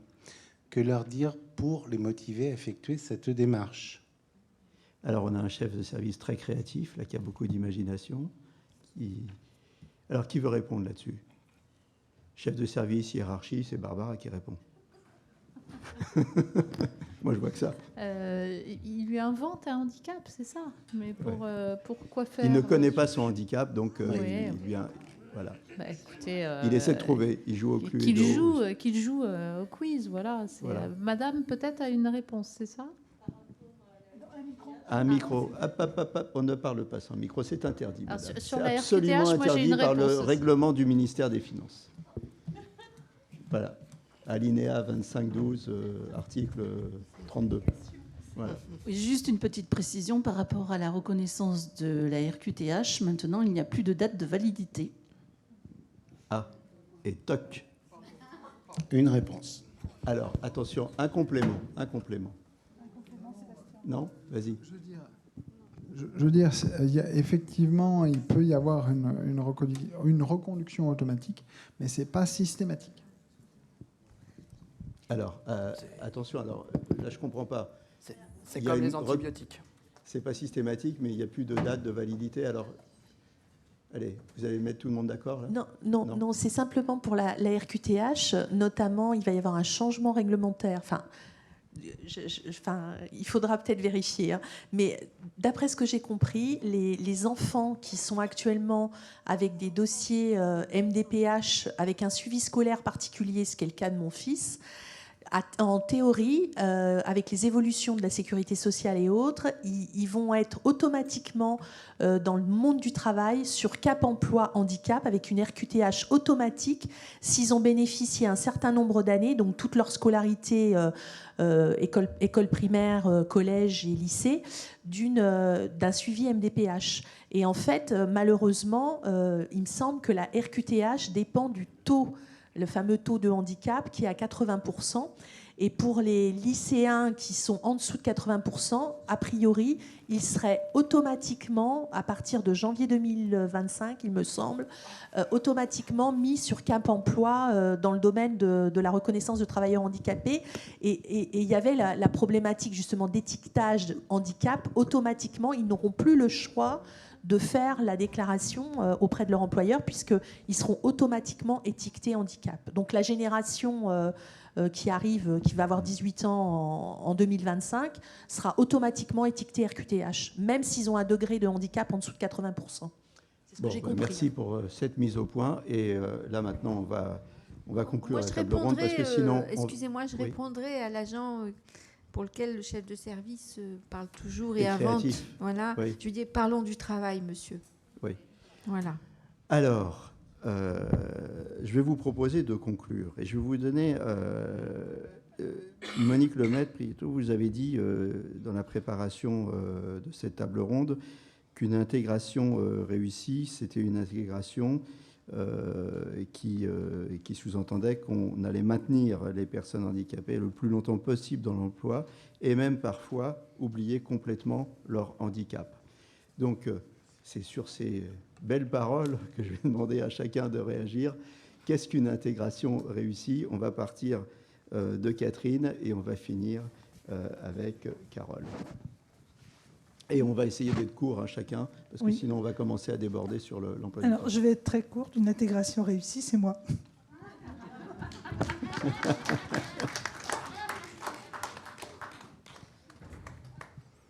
Alors, une intégration réussie, c'est qu'un collectif de travail puisse, je veux dire, fonctionner dans son travail de manière sereine. Moi, je vais juste rajouter, quand je parlais de pédagogie tout à l'heure, la pédagogie, elle a des limites. On peut simplement accepter des maladresses, mais jamais tolérer des préjugés. Et moi, je suis assez ferme là-dessus. Martine? Une intégration réussie, de l'écoute, de la bienveillance, j'insiste, et savoir qu'il y a des solutions. Oui, des solutions à proposer. Oui. Oui. Oui. Et il ne faut pas hésiter écouter à parler. Bienveillance, ça ne suffit pas. Il faut aussi aider à libérer la parole. Voilà. Alors, réagissez sur vos propres paroles. Il faut être inventif quand même. Il faut sans arrêt inventer et trouver toujours des solutions. Parce qu'il y a toujours des solutions. Il faut être toujours positif, en fait. Dominique Garcia? Le mot-clé, c'est l'adaptation à toutes circonstances. Une intégration réussie, un agent bien dans son collectif, un collectif bien avec l'ensemble de ses individus. Et alors, une intégration réussie, est-ce que Carole Reboul va réussir son intégration en concluant d'une manière brillante cette table ronde? On vous écoute, on vous a mis la pression, Carole. Oui, tout à fait. Moi, je dirais qu'une intégration réussie, c'est avancer pas à pas. Parce que j'en parlais avec Dominique et elle me disait que c'était très important pour elle. Et je dirais s'adapter à son interlocuteur, au contexte et rester positif surtout. Eh bien, je vous remercie et puis on vous applaudit. Barbara Hérault, Carole Reboul, Dominique Garcia, Martine Supra, Monique Lemaitre-Prieto, Frédéric d'Auvergne et j'ai oublié personne, Catherine Ledu, le symbole de l'intégration réussie, qui veut dire un petit mot derrière pour me péter mon planning. Je voudrais juste rajouter un petit mot. C'est que lors de ma scolarité à l'ENFI Panoisie, ça a été l'occasion de rencontrer l'APA Finance. Et ça, c'est une intégration réussie. Et c'est une grande histoire depuis 2010. Alors, je vous remercie et je vous donne la suite du programme. On va accueillir maintenant Véronique Dulon de René pour un petit quart d'heure. Et puis derrière, le show, notre showman. Geoffrey Caton, qui est prêt dans les coulisses, qui est prêt à démarrer. Toujours. Prêt. La batterie est pleine. La batterie est pleine. La batterie est pleine, voilà. Et l'énergie, en tout cas, il y en a. Alors, Véronique Dulon de René, vous êtes adhérente de